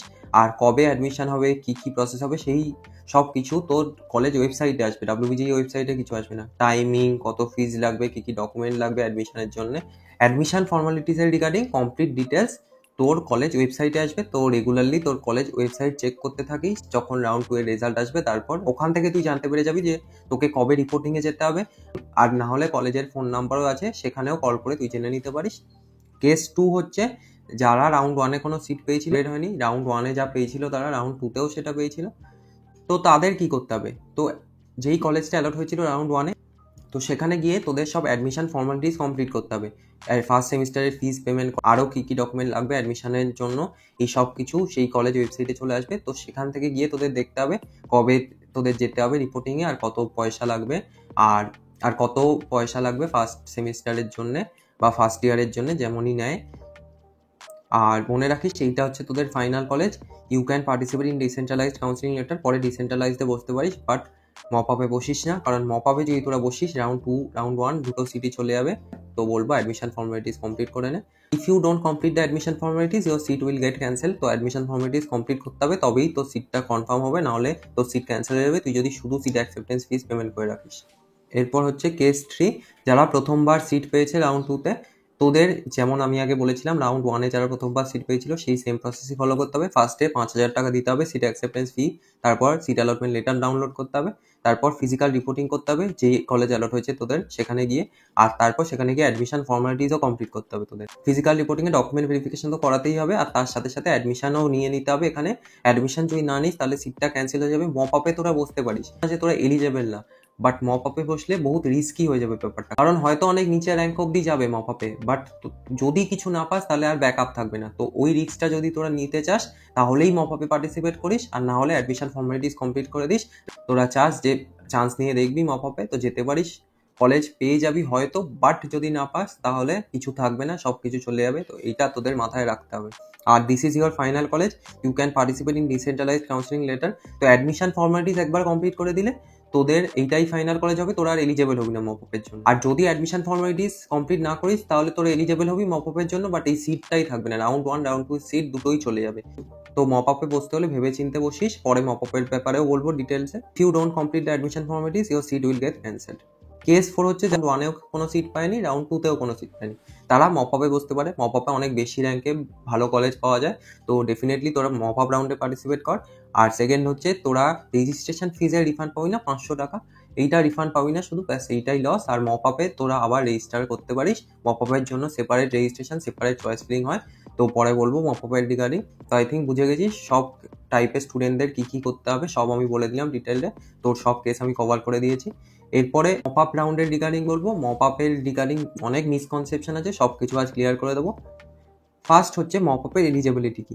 তো দেখ, তোরা যদি রাউন্ড 1-এ সিট অ্যাকসেপ্টেন্স ফি পেমেন্ট করিস বাট অ্যাডমিশন ফর্মালিটিস কমপ্লিট না করিস, তো দেখ তোরা যদি সিট অ্যাকসেপ্টেন্স ফি পেমেন্ট করে থাকিস বাট রাউন্ড 1 বা রাউন্ড 2-তে অ্যাডমিশন যদি কমপ্লিট না করিস কলেজে, যেমন আমি বলেছিলাম তোদের সিটটা চলে যাবে। তো তোরা মপ আপের জন্য ডেফিনেটলি এলিজেবল, বাট তোদের কাছে কোনো ব্যাকআপ সিট থাকবে না। তো এই রিস্কটা যদি তোরা নিতে চাস তাহলে তোরা মপ আপে পার্টিসিপেট করতে পারিস, বাট মপ আপে যদি বাই চান্স কিছু না পাস তাহলে আর কিছু করার থাকবে না। তো মপ আপে অনেক বেশি র্যাঙ্কে ভালো ভালো কলেজ আসে, এটা ফ্যাক্ট, বাট এই রিস্কটা থেকে যায় সবসময় যে কোনো ব্যাকআপ নেই তোর কাছে। তোরা মপ আপে ডেফিনেটলি পার্টিসিপেট করতে পারিস। যদি তোরা মপ আপে পার্টিসিপেট করতে চাস তাহলে কলেজে অ্যাডমিশন কমপ্লিট করাবি না, রাউন্ড 1 আর রাউন্ড 2-এ শুধু সিট অ্যাকসেপ্টেন্স ফি পেমেন্ট করে ছেড়ে দিবি, কলেজ অ্যাডমিশন ফর্মালিটিস করাবি। বাই চান্স যদি মপ আপে কিছু না পাস তখন কিন্তু কিছু থাকবে না। তো সেই ব্যাপারটা দেখে নিস, এই রিস্কটা যদি তোরা নিতে চাস তাহলেই মপ আপে বসিস, আর না হলে রাউন্ড 2-তেই অ্যাডমিশন কমপ্লিট করিয়ে নিস, সেইটাই সেফ হবে। আর না হলে মপ আপেও বসতে পারিস। এরপর তোদের যেটা মনে হয় সেই অনুযায়ী ডিসিশন নিস। যারা ধর রাউন্ড 1-এ কোনো সিট পেয়েছিলি বাট সিট অ্যাকসেপ্টেন্স ফিজও পেমেন্ট করিসনি আর ফিজিক্যাল রিপোর্টিংও করিসনি, বা রাউন্ড 2-তে কোনো সিট পেয়েছিলি তারপর সিট অ্যাকসেপ্টেন্স ফিজও পেমেন্ট করিসনি, রিপোর্টিংও করিসনি, তারাও এলিজেবল মপআপের জন্য। আর ফোর্থ হচ্ছে যারা ডাব্লিউবিজির জন্য রেজিস্ট্রেশনই করিস। তো 25 তারিখের পর যদি কেউ আমার ভিডিও দেখিস আর তুই যদি রেজিস্ট্রেশন করতে ভুলে যাস, তাহলে এইখানে তুই রেজিস্ট্রেশন করতে পারিস। ফ্রেশ রেজিস্ট্রেশন হবে, তো তুই ডেফিনেটলি এখানে রেজিস্টার করতে পারিস যদি রাউন্ড 1-এর আগে তুই রেজিস্ট্রেশন করতে ভুলে গিয়ে থাকিস। যারা ডাব্লিউবিজিই রাউন্ড 1-এর আগে মানে এখন রেজিস্ট্রেশন করে নিচ্ছে, তাদেরও আবার রেজিস্ট্রেশন করতে হবে। এমন না কি এখন রেজিস্ট্রেশন করলে আর মপআপের আগে রেজিস্ট্রেশন করতে হবে না, এখন করলে মপআপের আগেও করতে হবে আবার রেজিস্ট্রেশন। তো এটা খেয়াল রাখিস। আর ফিস দেখে নে, রাউন্ড 1-এর আগে মানে 20 থেকে 25-এর মধ্যে এখন যারা রেজিস্ট্রেশন করেছে তাদের 200 টাকা লাগবে। আর নিউ রেজিস্ট্রেশনের জন্য 1000।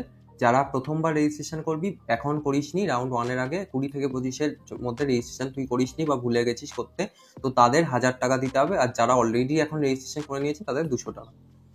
তো এরপর হচ্ছে স্টেপস ফর মপআপ রাউন্ড। মপআপ রাউন্ডে কি কি স্টেপস তোকে ফলো করতে হবে? ফার্স্ট হচ্ছে তোকে রেজিস্ট্রেশন করতে হবে, যেমন তুই এখন করছিস সেম প্রসেস আবার মপআপের জন্য করতে হবে।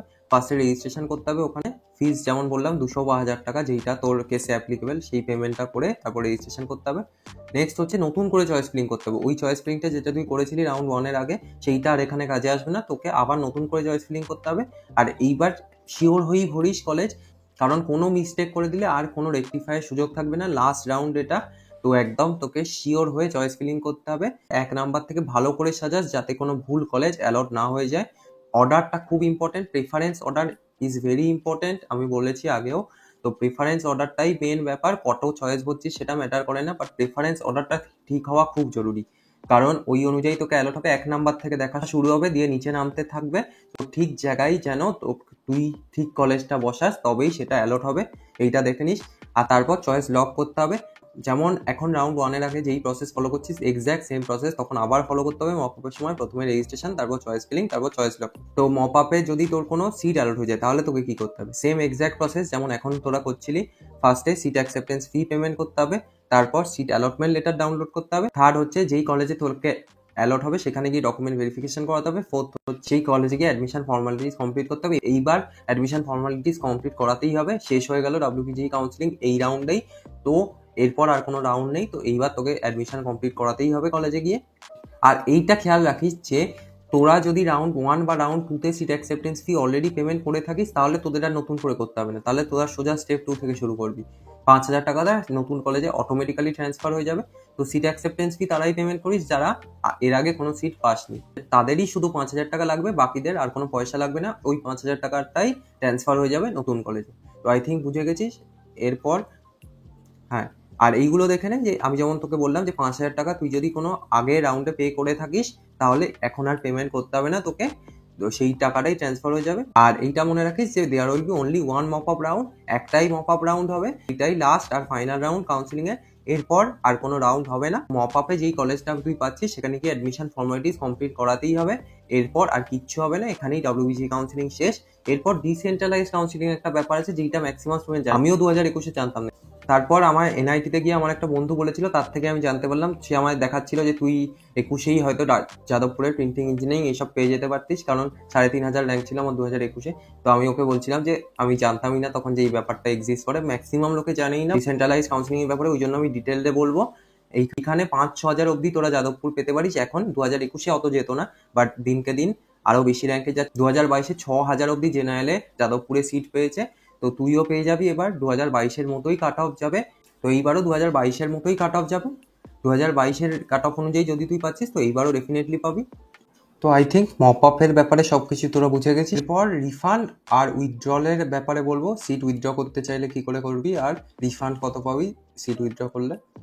তো ফার্স্টে দেখ, যদি তুই ধর সিট অ্যাকসেপ্টেন্স ফি পেমেন্ট করিস, এর মধ্যে কেউ যদি এমন হয় যে ড্রপ নিবি বা অন্য কাউন্সিলিং এর থ্রুয়ে অন্য কলেজে অ্যাডমিশন নিবি, এই কলেজে তুই আর অ্যাডমিশন নিবি না, তোদের ওই ইনস্টিটিউটে গিয়ে রিফান্ডের জন্য অ্যাপ্লাই করতে হবে। ডাব্লিউবিজির ওয়েবসাইটে কোথাও রিফান্ড তুই পাবি না, যেই কলেজ তোর অ্যালট হয়েছে সেখানে গিয়ে তোকে রিফান্ডের জন্য অ্যাপ্লাই করতে হবে। ভালো কলেজ হলে দিয়ে দেবে, জেনারেলি টপ 5 প্রাইভেট কলেজ বা গভর্নমেন্ট কলেজ হলে দিয়ে দেবে তোকে। নিচের দিকের কলেজ হলে ঝামেলা করতে পারে, তো এটা কলেজের ওপর ডিপেন্ড করে কি ওরা দেবে কি দেবে না। বাই রুলস দেওয়া উচিত, আর মোটামুটি ঠিকঠাক কলেজ হলে দিয়েও দেবে, বাট নিচের দিকের কলেজগুলো ঝামেলা করে, ওরা দিতে চায় না। তো এটার কারণ হচ্ছে ডাব্লিউবিজি বোর্ড যখন তুই সিট অ্যাকসেপ্টেন্স ফিটা পেমেন্ট করিস সেটা কলেজকে পাঠিয়ে দেয়। তো কলেজের কাছে তোর 5000 টাকা আছে, তো সেইটা তুই যদি রিফান্ড করতে চাস তাহলে তোকে কলেজে গিয়ে অ্যাপ্লাই করতে হবে। আর আরেকটা হচ্ছে যদি তুই সিট অ্যাকসেপ্টেন্স ফি রাউন্ড 1-এ পেমেন্ট করে দিস, বাট তোর এখন কলেজটা চাই না, তো তুই রাউন্ড 2-তে উইথড্র করে নিতে পারিস। যদি তুই রাউন্ড 2-তে উইথড্র করে নিস তাহলে তোকে আর ঝামেলা করতে হবে না, WBG ওয়েবসাইটেই আছে, ওখানে গিয়ে অ্যাপ্লাই করতে হবে উইথড্রলের জন্য। তো 2-3 মাসের মধ্যে পেয়ে যাবি, 60 থেকে 90 দিন লেখা আছে অফিসিয়াল ইনফরমেশন ব্রোশারে। তুই রেজিস্ট্রেশনের সময় মনে কর একটা ব্যাংক অ্যাকাউন্টের ডিটেলস দিয়েছিস, সেই ব্যাংক অ্যাকাউন্টে ঢুকে যাবে 5,000 টাকা 2-3 মাসের মধ্যে। রাউন্ড 2 এর রেজাল্টের পর তোকে উইথড্র করে নিতে হবে এই সিটটা, তবে গিয়ে তুই রিফান্ডটা পেয়ে যাবি। আর যদি তুই পরে চাস, ধর রাউন্ড 2 সব কমপ্লিট হয়ে গেল, মপ আপ কমপ্লিট হয়ে গেল, তারপর তোর মনে হলো রিফান্ড চাই, তাহলে তোকে ইনস্টিটিউটে গিয়ে কথা বলতে হবে। এরপর TFW রিগার্ডিং অনেক ডাউটস থাকে স্টুডেন্টসদের মধ্যে, কি TFW সার্টিফিকেট কি করে বানাতে হবে, কারা এই ফেসিলিটিটা পায়, এর সিটে অ্যাপ্লাই করা উচিত না এই সব কিছু আগে বলবো। TFWর ব্যাপারে কমপ্লিট ইনফরমেশন আমি আগে দিতে চলেছি। তো TFW সিটস কারা পাবে? যাদের ফ্যামিলি ইনকাম 2.5 লাখের কম, বিলো 2.5 লাখ পার ইয়ার। তো তোর ফ্যামিলি ইনকাম যদি 2.5 লাখস পার ইয়ারের কম হয়, তাহলে কলেজে গিয়ে তোর কোনো টিউশন ফি লাগবে না, টিউশন ফি কমপ্লিট 0 হয়ে যাবে। তো যদি তুই TFW সিট নিস, তো এইটা অফিসিয়াল ইনফরমেশন ব্রোশারে লেখা ছিল, এটা পড়তে পারিস চাইলে। আর তারপর হচ্ছে TFW সার্টিফিকেট কি করে বানাবি, এটা তো বলবোই, তার আগে আমি এটা বলে রাখি। শুরুতে আমি বলেছিলাম, আই থিঙ্ক মনে আছে, যে যারা TFW তারা TFW আর নন TFW সিট দুটোই ভরবি, কারণ TFW সিট কম থাকে, তো ভালো র্যাঙ্ক না হলে TFW সিট পাবি না। যদি TFW সিট অ্যালট না হয় তাহলে নন TFW অ্যালট হয়ে যাবে তোকে। পরে তুই কলেজে গিয়ে স্টেটের অনেক স্কলারশিপ হয়, ওইসব স্কলারশিপে অ্যাপ্লাই করলে তোর সাফিসিয়েন্ট টিউশন ফি মাফ হয়ে যাবে। তুই যদি TFW হোস, তো শুরুতে তুই সেম কলেজের TFW সিট ভরবি, তার নিচে সেম কলেজের নন TFW সিটও ভরবি, কারণ TFW সিট খুব কম হয়, এক একটা ব্রাঞ্চে 2-3টে করে। তো পুরো কলেজে খুব কম সিট, তো ভালো র্যাঙ্ক না হলে তুই পাবি না, তখন নট অ্যালটেড থাকবে, কলেজই পাবি না তুই কোনো। এইটা প্রতিবার ব্লান্ডার করে, আমি শুরুতে বলেছিলাম, আবার এখন রিপিট করলাম, এই ব্লান্ডারটা করবি না, নন TFW সিটও ভরবি। তো আই থিঙ্ক বুঝে গেছিস। এবার বলবো কি করে TFW সার্টিফিকেট বানাবি। তো এইটা দেখতে পাচ্ছিস, এইটা পারফর্মা ফর ইনকাম সার্টিফিকেট অ্যাপেন্ডিক্স 4, এটা WBJE অফিসিয়াল ইনফরমেশন ব্রোশারে আছে, ওখান থেকে ডাউনলোড করে এটা প্রিন্ট আউট করাবি। এইটাই হচ্ছে তোর TFW সার্টিফিকেট। এই ইনকাম সার্টিফিকেটটাই basically TFW certificate. TFW certificate মানেই হচ্ছে এটা প্রুফ হবে যে তোর ফ্যামিলি ইনকাম বিলো 2.5 লাখ। তো এই ফর্মটা তোকে ফিল আপ করাতে হবে বাই SDO অর BDO। আর সার্টিফিকেটটা 31শে মার্চের পর হওয়া উচিত, মানে এই ফাইন্যান্সিয়াল ইয়ারের হবে, এপ্রিল থেকে ফাইন্যান্সিয়াল ইয়ার শুরু হয় নতুন, তো এই ফাইন্যান্সিয়াল ইয়ারের হতে হবে। তো এই সার্টিফিকেটটা এই ডেটের পরের হতে হবে, আর এটা ফিল আপ করাতে হবে তোকে SDO আর BDOকে দিয়ে করাতে পারিস। এই SDO বা BDOকে দিয়ে করাতে পারিস, সবচেয়ে ইজি ওয়ে এটাই এই সার্টিফিকেটটা সাইন করানোর। আর না হলে অন্য লেখা আছে district magistrate, additional district magistrate, SDO BDO, এই 5টা যেই লেখা আছে এই পোস্টেরই কাউকে দিয়ে তোকে এটা ফিল আপ করাতে হবে। আর অথরিটির সাইন দেখতে পাচ্ছিস সেখানে, আর তোর ফটো, এইসবগুলো করে এইটা ফিল আপ করাবে ঠিক করে। এটা মনে রাখিস, কোনো ইলেক্টেড পিপল সাইন করতে পারবে না, যেমন MLA বা মিউনিসিপ্যালিটির কেউ এইটা সাইন করলে হবে না। যা যা পোস্ট এখানে লেখা আছে এই 5টা, তার মধ্যেই কাউকে করতে হবে, SDO বা BDOকে দিয়ে করিয়ে নিস, এইটাই সবচেয়ে ইজি ওয়ে। বেশি দিন টাইম নেই, যত তাড়াতাড়ি সম্ভব এইটা ফিল আপ করিয়ে নে। ডকুমেন্ট ভেরিফিকেশনের সময় লাগবে এইটা, রাউন্ড 1-এ সিট আসার পর, তো তখন যদি না দেখাতে পারিস তো সিটটা ক্যান্সেল হয়ে যাবে। তো এইটা ভালো করে ফিল আপ করিয়ে নিস যত তাড়াতাড়ি সম্ভব। তো এরপর WBG কাউন্সিলিং এর এইবারে ডেট তোরা দেখে নিতে পারিস পজ করে। 20 থেকে 25 তারিখ অব্দি রেজিস্ট্রেশন করতে পারবি। আর 27 তারিখ তোর মকশিট রেজাল্ট আসবে। 28 তারিখ লাস্ট ডেট। 28 তারিখ সকালে চয়েস লক করে দিস, আমার মতে এইটাই বেস্ট হবে।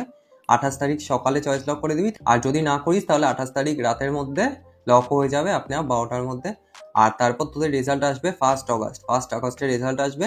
তারপর 1 থেকে 5-এর মধ্যে তোকে রিপোর্টিং করতে হবে। 1 থেকে 5-এর মধ্যে কোন ডেট আর কোন টাইমে রিপোর্টিং করতে হবে এটা ওই কলেজ ওয়েবসাইটে আসবে। এটা একটা টেন্টেটিভ টাইম ফ্রেম দেওয়া আছে, এবার কলেজের ওপর ডিপেন্ড করবে তারা তোকে কখন ডাকবে। এই 1 থেকে 5-এর মধ্যে প্রতি কলেজেই তোর অ্যাপ্রক্স 2 দিন করে থাকে ডেট ওদের, ওই 2 দিনের মধ্যে একদিন তোকে গিয়ে রিপোর্টিং করতে হবে। ওখানে আমি যেরকম প্রসেস বললাম, ইয়েস আপগ্রেডেশন বা নো আপগ্রেডেশন, ওই সবগুলো করতে হবে। পুরো প্রসেসটা আমি আগে বলে দিয়েছি কি কি করতে হবে। তারপর 8 তারিখ হচ্ছে সেকেন্ড রাউন্ডের রেজাল্ট। 8 তারিখ সেকেন্ড রাউন্ডের রেজাল্ট পর 8 থেকে 11 তোরা করতে পারবি ভেরিফিকেশন। আর যেমন বললাম, যদি কেউ উইথড্র করতে চাস সিট, তাহলে 11 তারিখ লাস্ট ডেট, 11 তারিখের আগে তোকে করতে হবে।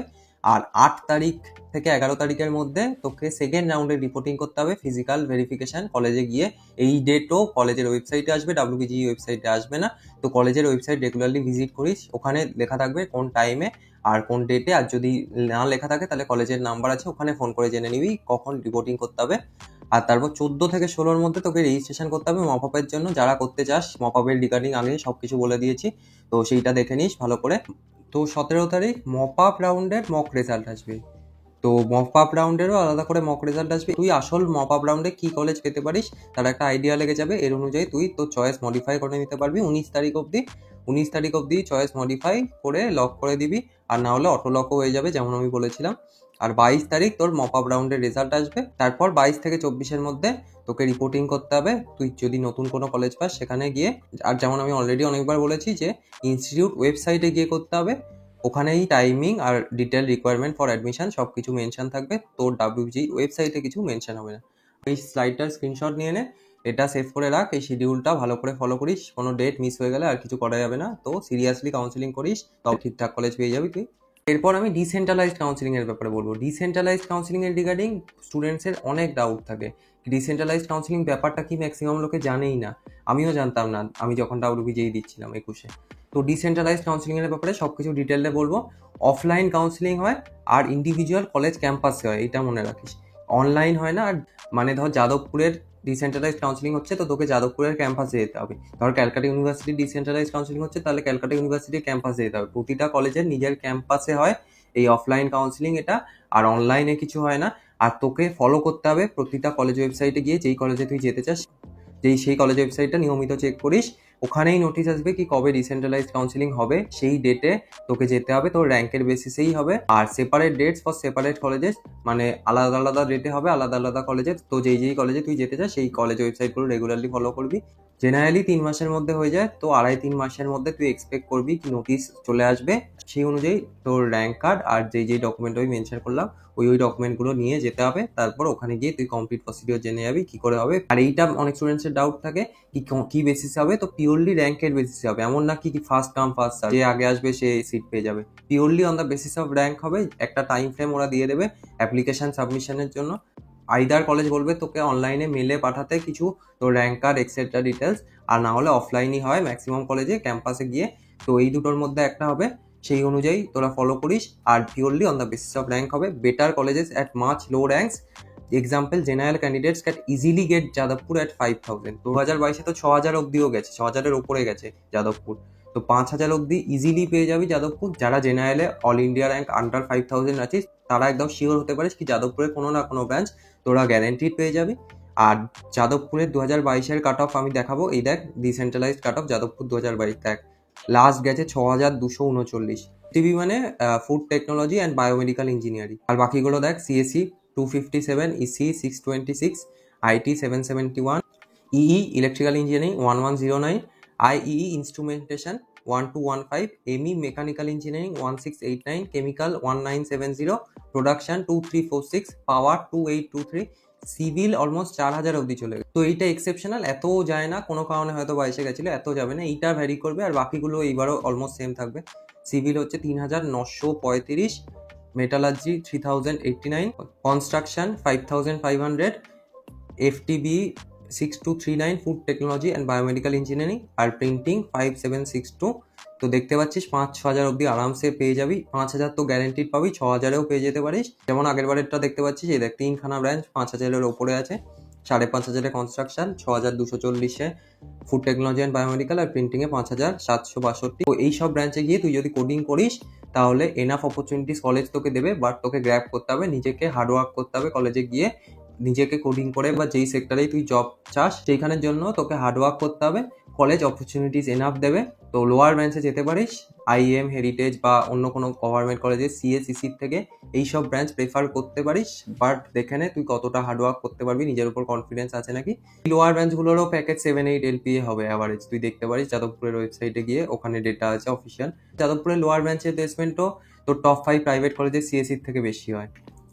তো তুই যদি কলেজ প্রেফার করতে চাস তাহলে যাদবপুরের লোয়ার ব্রাঞ্চে ডেফিনেটলি যেতে পারিস, এইসব ব্রাঞ্চে।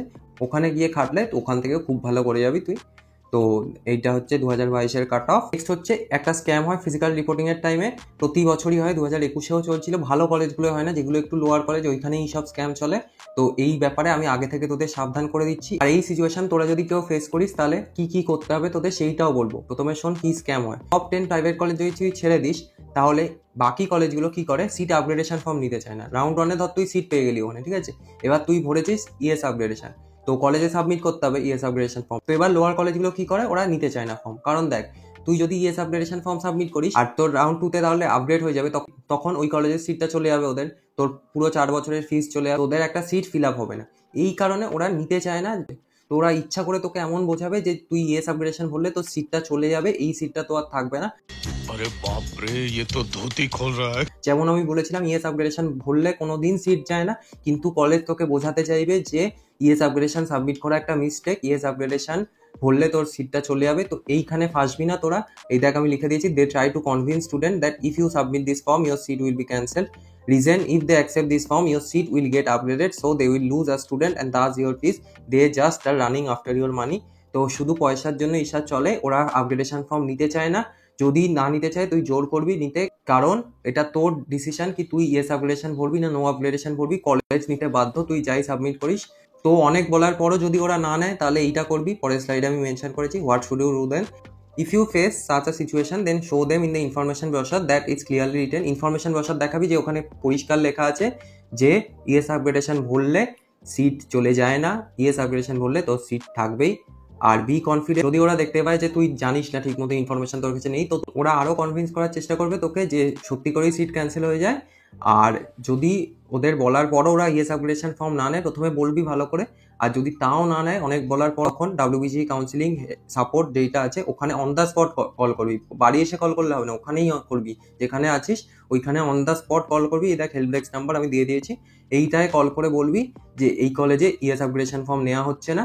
তো ওরা তারপর কলেজের সাথে কন্ট্যাক্ট করে সবকিছু বলে দেবে, তারপর কলেজ নিতে বাধ্য। এটা স্টুডেন্টের ওপর ডিপেন্ড করে কি সে ইএস আপগ্রেডেশন ভরবে কি নো আপগ্রেডেশন ভরবে। ভালো কলেজগুলো হবে না, গভর্নমেন্ট কলেজে হবে না, টপ 10 প্রাইভেট কলেজে হবে না, নিচের দিকে যে কলেজগুলো আছে যেগুলো সিট ফিল হয় না, ওরা ইচ্ছা করে এইসব করে, কারণ ওরা জানে যে ইএস আপগ্রেডেশন নিয়ে নিলে তোর সিট আপগ্রেড হয়ে যাবে, তো ওদের সিটটা চলে যাবে, তখন ওই সিটটা খালি থেকে গেলে ওরা পয়সা পাবে না, প্লেসমেন্ট হয় না ওই কলেজগুলো, একদম ফালতু বেকার কলেজ।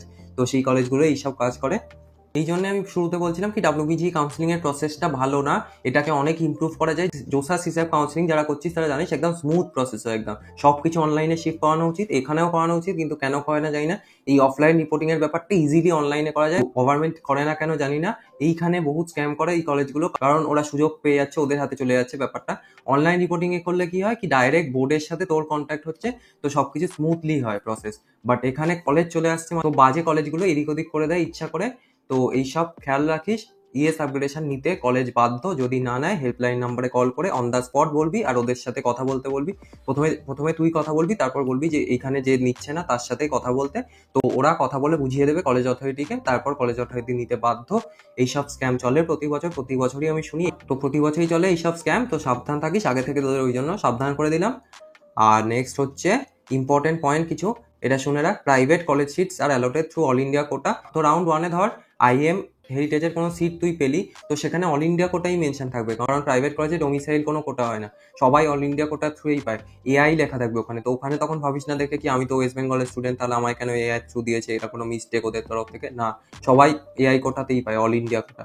প্রাইভেট কলেজে হয় না কোনো হোম স্টেট কোটা। আর other state candidates are consider as general irrespective of whatever or his or her category is. তো যারা আদার স্টেটের ক্যান্ডিডেট, তারা যদি OBC SC ST হোস, তারা সবাই জেনারেল। হোম স্টেটেই শুধু ক্যাটাগরি লাগে, আদার স্টেটের যেই ক্যান্ডিডেটই পরীক্ষা দিক সবাইকে অ্যাজ আ জেনারেল কনসিডার করা হবে, তো এইটা খেয়াল রাখতে হবে। আর for almost all government college except JU, other state candidates can't apply because you need domicile certificate of West Bengal. তো কেউ যদি আদার স্টেটের ক্যান্ডিডেট দেখিস, তো ম্যাক্সিমাম গভর্নমেন্ট কলেজে তোরা সিট পাবি না, কারণ 100% ডোমিসাইল কোটা থাকে। ওয়েস্ট বেঙ্গলের স্টুডেন্টরাই এইসব কলেজে চান্স পায়, ম্যাক্সিমাম গভর্নমেন্ট কলেজে তাই থাকে। আর যাদবপুরেও 90% রিজার্ভেশন থাকে, শুধু 10% আদার স্টেটের লোকেরা পেতে পারে, তো এইটা খেয়াল রাখতে হবে। আর নেক্সট হচ্ছে আরো কিছু পয়েন্ট। হ্যাঁ, যখনই তুই ধর কলেজে ডকুমেন্ট সাবমিট করতে হবে, অ্যালটমেন্ট লেটার হয়ে গেল, locked choice, upgradation choice letter, provisional admission letter, physical reporting receipt, এইসব ডকুমেন্ট যখন সাবমিট করবি সবকিছু প্রিন্ট আউট থাকা দরকার। মোবাইলে আম দেখালে কি আমার কাছে স্ক্রিনশট আছে এইটা দেখে করে দিন, এইসব হবে না, ওরা রিজেক্ট করে দেবে। কিন্তু সবকিছু প্রিন্ট আউট করে নিয়ে যেতে হবে ভালো করে। এই স্ক্রিনশট আর photographs of the screen etcetera not acceptable as any valid document, এইসব চলবে না। সবকিছু প্রিন্ট আউট করিয়ে 2-3 কপি প্রিন্ট আউট করিয়ে নিয়ে যাবি, তবে সবকিছু স্মুথলি হয়ে যাবে। আর চেষ্টা করবি যেই টাইমে স্টার্ট হচ্ছে ওই টাইমে যাও, ওই টাইমে একটু ফাঁকা থাকে কলেজগুলো। ধর সকাল থেকে শুরু হলো, পরে তুই দুপুরে গেলি, তখন দেখবি অনেক লোক চলে এসছে, হয়তো বিকাল অবধি শেষই হলো না, তোকে আবার পরের দিন আসতে হবে তাহলে। তো নেক্সট হচ্ছে ডাইরেক্ট অ্যাডমিশনের ব্যাপারেও বলে দিই, না কোনো লিঙ্ক দেবো। পার্সোনালি আমার এই বিষয়টা পছন্দই না, কেউ যত টাকাই দিক আমি জীবনে করবো না, না কোনো প্রাইভেট কলেজের রিভিউ করবো চ্যানেলে, আর না কোনোদিন ডাইরেক্ট অ্যাডমিশনের লিঙ্ক দেবো। আমার নিজের 21-এ ঠিকঠাক র্যাঙ্ক ছিল, তাও আমি জব নিয়ে এনআইটিতে পেয়েছি, তো জীবনে আমি প্রমোট করবো না কোনো প্রাইভেট কলেজ। আমি সবসময় বলি যাদবপুর, এনআইটি, আইআইটি ট্রাই করা উচিত। এনআইটি পাওয়া এমন কোনো ব্যাপার না, এনআইটিতে লোয়ার বেঞ্চ পাওয়ার জন্য কোনো বুদ্ধি লাগে না, হার্ডওয়ার্ক লাগে শুধু। যে কেউ পেতে পারে এনআইটিতে লোয়ার বেঞ্চ। দুর্গাপুরে লোয়ার বেঞ্চ 95% পেয়ে যাবে, 95% না এমন কোনো ব্যাপার না। 300 মার্কসের এক্সামে শুধু 130-140 মার্কস আনলে আরামসে 95% হয়ে যায়। ইভেন 50% মার্কসও লাগছে না। তো যেই মেন্সের লেভেলও ইজি, তো যে কেউ পেতে পারে। এটাই ম্যাক্সিমাম লোক বলে যে এত কম্পিটিশন, তেমন কিচ্ছু কম্পিটিশন নেই। যেই অ্যাডভান্সে ডেফিনেটলি আছে, আমিও বলবো যেই অ্যাডভান্স পাওয়া অত সোজা না, বাট মেন্সে পাওয়া ডেফিনেটলি ইজি। কারোর যদি যেই মেন্সেও র্যাঙ্ক খুব খারাপ থাকে, ডাব্লিউবিজিতেও খারাপ থাকে, ডেফিনেটলি জব নে, 1 বছর পর ভালো করে খাট, ডেফিনেটলি নেক্সট ইয়ার হয়ে যাবে, ডাব্লিউবিজিতেও হয়ে যাবে, যেই মেন্সে হয়ে যাবে, ভালো করে খাটলে অ্যাডভান্সটেও হয়ে যাবে। বিষয় না যে সিট নেই, নিটে সিট নেই, এটা আমি ডেফিনেটলি এগ্রি করি। নিটে এনাফ সিট নেই, জেনারেলদের পেতে হাল খারাপ হয়ে যায় নিটে। বাট ইঞ্জিনিয়ারিংয়ে এনাফ সিটস আছে। যারা বলে সিটস নেই তারা জাস্ট হার্ডওয়ার্ক করতে চায় না। যে আর এখনকার টাইমে যেই মেন্সের ফিজিক্স কেমিস্ট্রি লেভেল বোর্ড লেভেলের সমান হয়ে গেছে, তা আমি বলবো যারা ডাইরেক্ট অ্যাডমিশন নেওয়ার কথা ভাবছে, ড্রপ নে, 1 বছর পর নেক্সট ইয়ার এনআইটি, আইআইটি বা যাদবপুরে যাস, ডেফিনেটলি উঠতেই হবে। 1 বছর কিচ্ছু ম্যাটার করবে না। তো ডাইরেক্ট অ্যাডমিশনের ব্যাপারে বলে দিই, 10% seats are filled by this only on paper.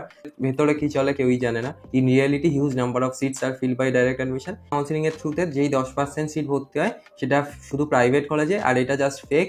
কেউ নেয় না যে ইমেন্স কাউন্সিলিং এর থ্রু, ওটাকে ওরা ডাইরেক্ট অ্যাডমিশনই নেয়। এখানে 10 আর 10 20% ডাইরেক্ট অ্যাডমিশনে তুই ধরে নে, আরো বেশি চলে। শুরু হওয়ার আগেই অর্ধেক সিট ভরে যায়। তো এইসবই চলে, বহুত টাকা পায়। লাইনে লোকে কেন এত পয়সা দেয়? আমি যেই টপ 2 কলেজ বললাম, নাম নেবো না, সেই কলেজে সিএসসি পেতে গেলে 20-25 লাখ টাকা ডাইরেক্ট অ্যাডমিশন চার্জ নেয় ওরা, আর তারপর আবার হচ্ছে তোর পুরো কলেজ ফিস। মানে এর থেকে তো 1 বছর ড্রপ নিয়ে একটু পড়ে নিলে কত ভালো কলেজ পায়। কেন লোকে যে ডাইরেক্ট অ্যাডমিশন নেয় আমি বুঝি না। I personally just hate it. Go to a college by merit like IITs, NITs, IIITs, JU. By merit college যাও। What's the point going in a college where someone can buy the same seat which you got through hard work? IIT, NIT, IIIT, JU, যতই বড় লোক হোক, কেউ নিতে পারবে না। সবাইকে এক্সাম এর থ্রুয়ে যেতে হবে। তো সবাই বাই মেরিট যাচ্ছে, রিজার্ভেশন অবভিয়াসলি আছে, বাট স্টিল বাই মেরিট যাচ্ছে, কোনো ডাইরেক্ট অ্যাডমিশন হয় না। তো এইসব প্রিমিয়াম ইনস্টিটিউটে যা, এইসব কলেজে ডাইরেক্ট অ্যাডমিশনের পেছনে পড়িস না। এত পয়সা নষ্ট হবে না, চাকরি বাকরি পাবি ঠিকঠাক। ওই 20-25 লাখ টাকার থেকে 1-1.5 লাখ টাকা কোচিংয়ে দে, ভালো অফলাইন কোচিং জয়েন কর আর পড়াশোনা কর। নেক্সট ইয়ার ভালো করে যেই মেন্স, ডাব্লিউবিজি, যেই অ্যাডভান্স দিস, সব হয়ে যাবে। নেক্সট হচ্ছে মাই পার্সোনাল ওপিনিয়ন। আমি বলে দিই, আমার স্টোরিটাও বলে দিই। 2021-এ কোভিড ইয়ার ছিল, তো তেমন পড়াশোনা করিনি, জাস্ট এমনি দিয়েছিলাম। তো 2021-এ ডাব্লিউবিজিতে আমার 3,500-এর আশপাশের মতো র্যাঙ্ক ছিল। আর যেই মেন্স কোয়ালিফাই ছিল না, আমি জেনারেল ক্যান্ডিডেট, 86% মতো ছিল। আর সেইবার তোর জেনারেলের কাট অফ 87.9 ছিল যেই মেন্সে। আর আমার অল ইন্ডিয়া র্যাঙ্ক ছিল যেই মেন্সে 1,25,000-এর মতো। আর ডাব্লিউবিজিতে তো বললাম 3,500-এর আশপাশে। তো ফার্স্ট রাউন্ডে আমি IMCS পেয়েছিলাম। তোদের দেখালাম না ডিসেন্ট্রালাইজ কাউন্সিলিংয়ে 5-6 হাজার অব্দি যায়। তখন ডিসেন্ট্রালাইজ কাউন্সিলিংয়ে প্রিন্টিং ইঞ্জিনিয়ারিংও 3,000-এর আশপাশে বন্ধ হয়ে যেত, আর আমার র্যাঙ্ক ছিল 3,500। তো ডিসেন্ট্রালাইজডেও আমি পেতাম না যাদবপুর, নাহলে আমি যাদবপুরে চলে যেতাম। এখন তোদের অনেক বেশি র্যাঙ্ক অব্দি যায়, কারণ এখন সবাই সিএসসির পেছনে ছুটছে। তো এখন সবাই সিএসসির পেছনে ছুটছে বলে নিচের ব্যাঞ্চগুলো কেউ নিতে চায় না। তো এখন তোরা যাদবপুরে পেয়ে যাবি অনেক র্যাঙ্ক। তো তখন আমি পাচ্ছিলাম না, তো তারপর আমি জব নিই শুধু ইউটিউব থেকে পড়ে। আমার 2022-এ যেই মেন্স অল ইন্ডিয়া র্যাঙ্ক 18,000 ছিল। যেই অ্যাডভান্সটাও ঠিকঠাক মার্কস ছিল, বাট জেনারেলে পাওয়া অত সোজা না, যেই অ্যাডভান্স জানিসই। তো পাইনি যেই অ্যাডভান্সটা, ওই জন্য তারপর এনআইটি অন্ধ্রপ্রদেশ সিএসসিতে আছে, আমি আর কমপ্লিট হয়ে গেছে আমার। এই জন্যই বলছি যে যাদের র্যাঙ্ক অত ভালো আসেনি, ডেফিনেটলি ড্রপ নিতে পারিস। আমারও 1,25,000 র্যাঙ্ক ছিল যেই মেন্সে 2021-এ কিছু না পড়াশোনা করে, আর 2022-এ তারপর পড়াশোনা করে র্যাঙ্ক চলে এসেছে। তো তোরা যদি খুব বেশি নাও খাটিস ড্রপ ইয়ারে, তাও 40-50,000 র্যাঙ্ক তো চলেই আসবে ড্রপ ইয়ারে। খুব বেশি কঠিন না, জাস্ট বুঝে গেলে পেপারটা কিরাম আসে, যেই মেন্সে পাওয়া সোজা। আর এনআইটি গেলে তুই এনআইটির ট্যাগটারও ভ্যালু আছে। আইআইটি গেলে তো ডেফিনেটলি আইআইটিটাকে সবচেয়ে বেশি ভ্যালু, আর ভ্যালু বাদ। সবাই জানে আইআইটি পাওয়া সোজা না, তো সবাই সেটার ভ্যালু করে। ডেফিনেটলি যাদের র্যাঙ্ক ভালো আসেনি, আমি রেকমেন্ড করবো go for drop year to NITs or IITs next year. NIT, IIT বা যাদবপুর যদি পাস, তো যেতে পারিস যেখানে তোর ইচ্ছা। JU, Calcutta University, KGEC, go for drop year and go to IITs, NITs next year. Not so good placements even in branches like CACC. তো বললাম প্রাইভেট কলেজে CACC-র মতো এত ডিমান্ডিং ব্রাঞ্চেও কোনো প্লেসমেন্ট হয় না। তো কি বলবো, কিছু বলার নেই। তো বুঝতে পারছিস লেভেল কিরম প্রাইভেট কলেজগুলোর ডাব্লিউবি। আর যেইটা তোদের আমি এক্সাম্পল দিচ্ছিলাম, এনআইটি দুর্গাপুরের বায়োটেকের প্লেসমেন্ট অ্যাভারেজ 9, আর তোর ডাব্লিউবি প্রাইভেট কলেজ CSC-র অ্যাভারেজ 5 থেকে 6। বায়োটেক এমন একটা ব্রাঞ্চ যেটার কোনো স্কোপই নেই ইন্ডিয়ায়। তো সেই ব্রাঞ্চেও 9 হয়ে যাচ্ছে প্লেসমেন্ট, সেই ব্রাঞ্চেও 9 এলপিএ হয়ে যাচ্ছে প্লেসমেন্ট, আর এখানে সিএস এর মতো ব্রাঞ্চে 5 to 6, আর এখানে দেখ 5 to 6 এলপিএ শুধু। তো এইটাই বলছি, কলেজের ভ্যালু আছে, যতই লোকে ছুটুক সিএস ইসির পেছনে, কলেজের ভ্যালু অবভিয়াসলি থাকবে, কারণ কলেজে অপরচুনিটিস প্রোভাইড, যে কোনো কলেজে চলে গিয়ে শুধু সিএসসি নিয়ে নিলে কিচ্ছু হবে না, তখন তোকে নিজের চেষ্টায় আনতে হবে, কলেজ কিছু তোকে প্রোভাইড করবে না। ভালো কলেজ হলে ব্রাঞ্চ ম্যাটার করবে না, কলেজ এনাফ অপরচুনিটিস প্রোভাইড করবে, তোকে যা সেই অপরচুনিটিস গুলো গ্র্যাব করতে হবে নিজের হার্ডওয়ার্কে। তো আমি সবাইকে বলি কলেজ প্রেফার করতে, আর যদি তোর ইচ্ছা থাকে ডেফিনেটলি জব নে। There is no point taking admission in West Bengal private colleges, just এটা আমার পার্সোনাল ওপিনিয়ন, আমি যেমন শুরুতে বললাম COMEDK private colleges are way better then West Bengal private colleges. তো যদি কমেডকেতে বসে থাকিস আর কমেডকে থ্রুয়ে কলেজ পাচ্ছিস, তো কমেডকের কলেজ বেশি প্রেফার কর ওয়েস্ট বেঙ্গল প্রাইভেট কলেজের থেকে। আর যেমন আমি বললাম, go for drop year and take college by your merit. যদি কারোর ইচ্ছা থাকে ডেফিনেটলি ড্রপ ইয়ার নে, এইরকম কোনো ভাবিস না ড্রপ ইয়ার নিলে ক্ষতি হয়। যে কোনো এনআইটি আইআইটিতে তুই চলে আস, 60% লোক ড্রপার হবে, মেজরিটি পিপল আর ড্রপার্স ইয়ার। তো 50%-এর বেশি লোক ড্রপার্স হয় এখানে, কারণ 12-এর সাথে সবারই খুব ভালো একটা রেজাল্ট আসে না এনআইটি আইআইটিতে ভালো ব্রাঞ্চ পাওয়ার মতো। তো সবাই ড্রপ নিয়ে প্রিপারেশন স্টার্ট করে দিয়ে এনআইটি আইআইটিতে যায়। তো সব জায়গায় মেজরিটি পিপল আর ড্রপার্স। তো যারা বলে ড্রপ ইয়ার নিলে এই হয় ওই হয়, তাদের আইআইটি এনআইটি প্লেসমেন্টের সাথে প্রাইভেট কলেজের প্লেসমেন্টটা একবার কম্পেয়ার করতে বলিস আর ফিসটা কম্পেয়ার করতে বলিস, তাহলে সব ক্লিয়ার হয়ে যাবে। ড্রপ ইয়ার ডেফিনেটলি উচিত, আমি সবাইকে রেকমেন্ড করবো ড্রপ নিতে। আমি নিজেও ড্রপ নিয়েছিলাম, আর তোরাও যদি সেম সিচুয়েশনে থাকিস বা যদি তোদের ইচ্ছা থাকে একটুও কি ড্রপ নেওয়া, তো definitely go for it, you will not regret. তো এনআইটিতে পৌঁছানো এমন কোনো ব্যাপার না, যে কেউ পৌঁছতে পারে। এখানে কলেজ লাইফ ভালো, ফি রেমিশন পেয়ে যাবে ইজিলি, ফি খুব মিনিমাম লাগবে, 4-5 লাখে পুরো বিটেক কমপ্লিট হয়ে যাবে, হোস্টেল মেস ইনক্লুড করে। তো ডেফিনেটলি যদি জবটার ইচ্ছা থাকে, জেই মেন্স আর জেই অ্যাডভান্সের ভালো করে প্রিপারেশন কর, ডাব্লিউবিজি আপনি আপ হয়ে যাবে। ডাব্লিউবিজি হচ্ছে সাবসেট জেই মেন্স জেই অ্যাডভান্সের, তো ডাব্লিউবিজির জন্য আলাদা করে প্রিপারেশন করতে হয় না, জেই মেন্সের প্রিপারেশন করলে আপনি আপ ডাব্লিউবিজি প্রিপারেশন হয়ে যাবে। আর যেমন আমি বললাম, I don't know why students don't go for drop in West Bengal. It's way better to have a job and go to a college than working day and night with 25 to 30,000 per month salary after 4 years. যেমন আমি বললাম placement হয় না private college সিএসসিতেও এমন কিছু West বেঙ্গলে, তো definitely job নে। তো ভিডিওয়ে এই জিনিসটা অ্যাড করার কারণ তোদের অ্যাওয়ার করতে চাই আমি জব ইয়ার নিয়ে। ওয়েস্ট বেঙ্গলে জব ইয়ার নিয়ে একটা স্টিগমা আছে, অত পপুলার না জব নেওয়ার ব্যাপারটা। যেমন রাজস্থান, ইউপি, বিহার এইসব স্টেটে কমন জব নেওয়া, ওয়েস্ট বেঙ্গলে কমন না, খুব কম লোকে দেখবি জব নেয় এখানে। তো আমি বলবো ড্রপ নেওয়া কোনো ব্যাপার না, এমন না যে তুই ফেল করেছিস বলে ড্রপ নিচ্ছিস। আমি যখন ড্রপ নিয়েছি আমার রিলেটিভসরা ভাবতো, এখানে আমি লিখেছি যে আমি 12-এ ফেল করেছি, ওই জন্য আমি 12 রিপিট করছি। ড্রপ ইয়ার মানেই জানে না অর্ধেক লোক, তো তারা কি তোকে অ্যাডভাইস দেবে যে ড্রপ ইয়ার নেওয়া উচিত কি উচিত না। যেখানে আমার ডাব্লিউবিজিতে সাফিসিয়েন্ট র্যাঙ্ক ছিল 21-এ ভালো কলেজ পেয়ে যাওয়ার মতো, আর 12-এ 94% ছিল, আর লোকে ভাবতো আমি ফেল করেছি 12-এ। তো লোকে অনেক কিছু বলবে, অনেক কিছু ভাববে, তো তাদের কথা এক কান দিয়ে ঢোকাতে হয়, এক কান দিয়ে বের করতে হয়, তাদের কথা ম্যাটার করে না। তুই কি ডিসিশন নিবি সেটা তোর নিজের ডিসিশন। তো আর প্যারেন্টসকে তোকেই কনভিন্স করতে হবে। আমি যখন ড্রপ নিচ্ছিলাম আমার অনেক বন্ধুরা বলছিল যে না আমার প্যারেন্টস অ্যালাউ করবে না, আমার প্যারেন্টস অ্যালাউ করবে না, ওটা তোকে নিজে কনভিন্স করাতে হবে, ওটা তোর নিজের কনফিডেন্সের ওপর, কি তোর নিজের ওপর কতটা কনফিডেন্স আছে, কি তুই প্যারেন্টসের এগেনস্টে গিয়ে বলবি কি হ্যাঁ আমি জব নেবো আর আমি নেক্সট ইয়ার সিলেকশন নেবো। তো ওইটা তোর নিজের কনফিডেন্সের উপর ডিপেন্ড করে। তো প্যারেন্টসই অ্যালাউ করবে না, সবাই ভাবে যে ড্রপ নিলে এই হয় ওই হয়, আসলে কিচ্ছু হয় না। ড্রপ নে, যদি তোর নিজের ওপর কনফিডেন্স থাকে ড্রপ নে, প্যারেন্টসকে কনভিন্স করা, আর নেক্সট ইয়ার এনআইটি আইআইটির জন্য প্রিপারেশন কর, যাদবপুর আপনি আপ পেয়ে যাবি। এই মেন্স এই অ্যাডভান্সের প্রিপারেশন করলে ডাব্লিউবিজি আপনি আপ হয়ে যাবে, তখন এনআইটি আইআইটিতে ভালো ব্রাঞ্চ পেয়ে যাবি। আর ভালো করে পড়াশোনা কর, নেক্সট ইয়ার হয়ে যাবে, লোকে কি বলছে সেটা ম্যাটার করে না। জব নিলে তুই তোর মেন্টালিটিও অনেক স্ট্রং হবে, প্লাস অনেক কিছু শিখবি। তো আমি তো ডেফিনেটলি জব ইয়ার রেকমেন্ড করি। আমি যখন জব ইয়ার ছিলাম এমন লোকে বলছিল যারা ডাব্লিউবিজিতে 9-10 হাজার র্যাঙ্ক, তারা আমায় এসে রেকমেন্ডেশন দিচ্ছিল যে জব নেওয়া উচিত কি উচিত না। আমার 3,500 র্যাঙ্ক ছিল ডাব্লিউবিজিতে। তো ডেফিনেটলি এটা তোর নিজের ডিসিশন কি তুই জব নিবি কি নিবি না, আর প্যারেন্টসকে তোকেই কনভিন্স করাতে হবে, তোর হয়ে কেউ কনভিন্স করিয়ে দেবে না। তোর যদি নিজের ওপর কনফিডেন্স থাকে ডিসিশন নে, আর সেটা 1 বছর পর প্রুফ কর। নেক্সট হচ্ছে IIT circuital branch versus JU CSE. এটা অনেক স্টুডেন্টসের ডাউট থাকে, কারণ জেনারেল থেকে যারা যাদবপুরে সিএস পায় তারা খুবই ভালো স্টুডেন্ট, তো তারা আইআইটিতেও ভালো ব্রাঞ্চ পায়, ইলেকট্রিক্যাল মতো সার্কিটাল ব্রাঞ্চও পায় তারা, আর টপ আইআইটিতে পায়। তো তাদের একটা ডাউট থাকে কি আইআইটি সার্কিটাল ব্রাঞ্চ প্রেফার করবো না যাদবপুরে সিএস প্রেফার করবো, কারণ যাদবপুরে সিএস এর প্লেসমেন্ট বেশি, আর আইআইটির কলেজ লাইফ ট্যাগ এইসবের ভ্যালু বেশি অনেক, যাদবপুরের ট্যাগের ভ্যালুটা নেই, আইআইটির ট্যাগের ভ্যালু অনেক বেশি। তো আমার পার্সোনাল রেকমেন্ডেশন হলো definitely go for IIT if you are getting CS EC electrical. যদি আইআইটিতে সিএস ইসি বা ইলেকট্রিক্যাল কিছু পাচ্ছে সেইবার যেই অ্যাডভান্সডের থ্রুয়ে, তো ডেফিনেটলি ওখানে যা। যাদবপুরের সিএস এর থেকে ওটাকে প্রেফার কর। যদিও যাদবপুরের সিএস প্লেসমেন্ট বেশি, বাট ওর প্লেসমেন্টও ঠিকঠাক। আর আইআইটি সার্কিটাল ব্রাঞ্চের প্লেসমেন্ট 20 এলপি এর আশপাশে ইজিলি হবে। তো ডেফিনেটলি আমি বলবো আইআইটিতে যা, প্লেসমেন্ট একটু কম হবে, বাট বাকি সব জিনিসগুলো দেখলে আইআইটি অনেক বেটার হয়ে যায় অ্যাজ কম্পেয়ার টু জেইউ।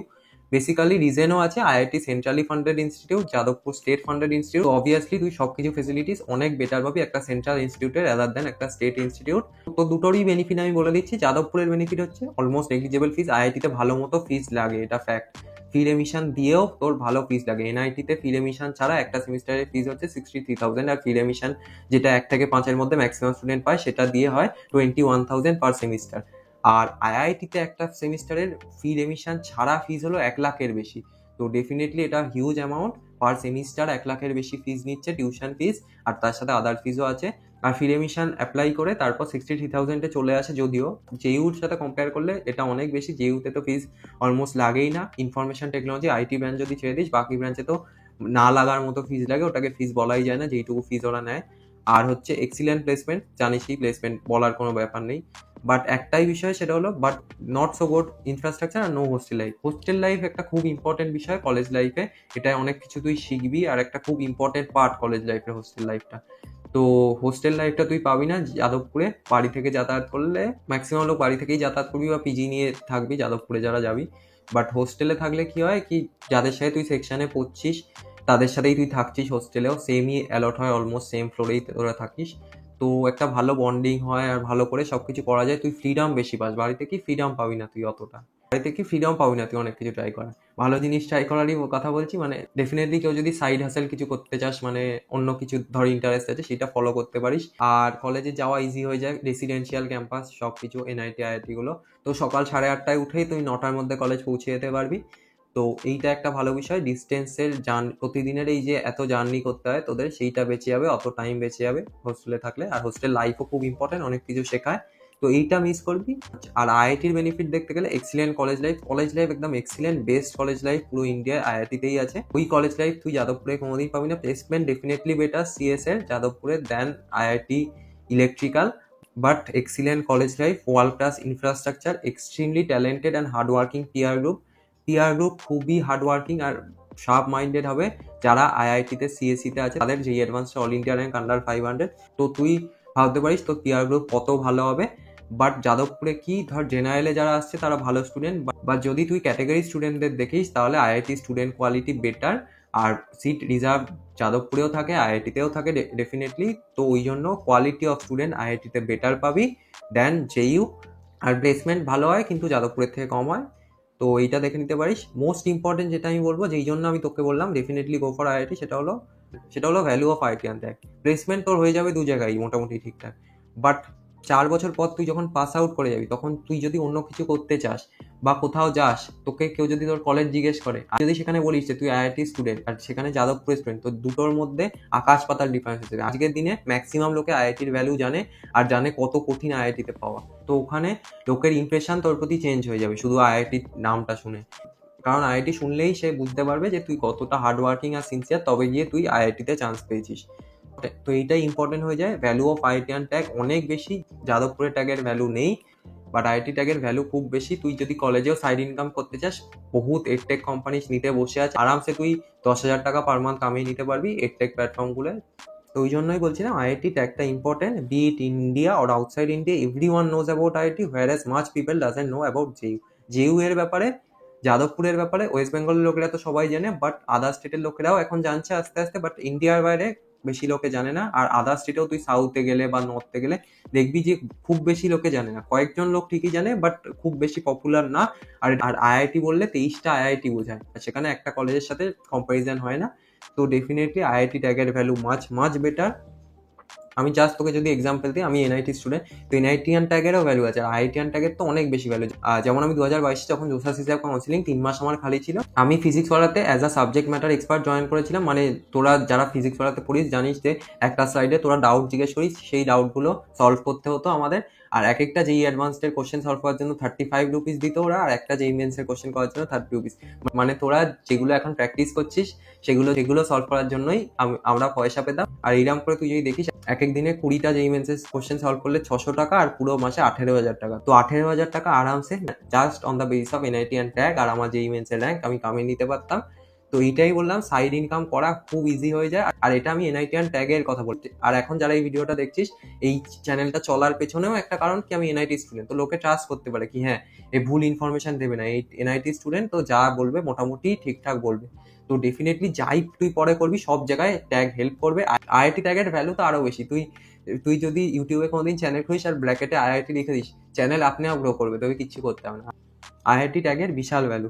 তো ডেফিনেটলি আমি বলবো IIT prefer কর after your college life is over. If you say that you studied from IIT, perspective of people who are seeing you will change because everyone knows how much hard work it takes to get there. তো সবাই জানে কতটা hard work লাগে ওই জায়গায় পৌঁছানোর জন্য।